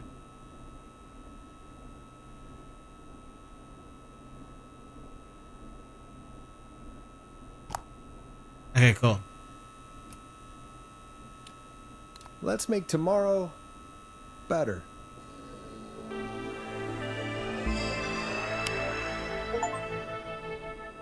The man, the myth, the scream. Yin? Question mark? Wait, where are we?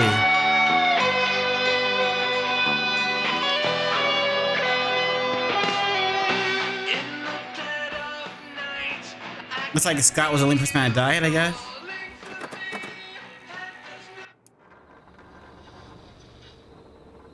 Alright, so so that's it. That's it. That's the end of the game.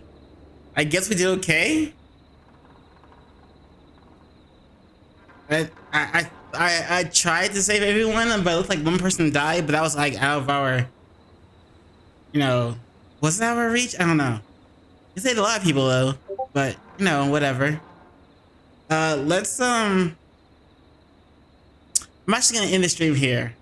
I'm gonna get some eat, watch my anime, and I'll come back tomorrow with some more Judgment gameplay. I like that game a lot. It's a good story. I'm on chapter 2 now. I like this. I like it a lot. Anyway, for now, you know what it is. In case I don't see you. Oh, wait. No, that's the wrong outro. Thanks for watching. Thanks for stopping by, and thanks for tuning in. You could have been anywhere in the world, doing anything in the world, but you were here with me. I appreciate it. Peace.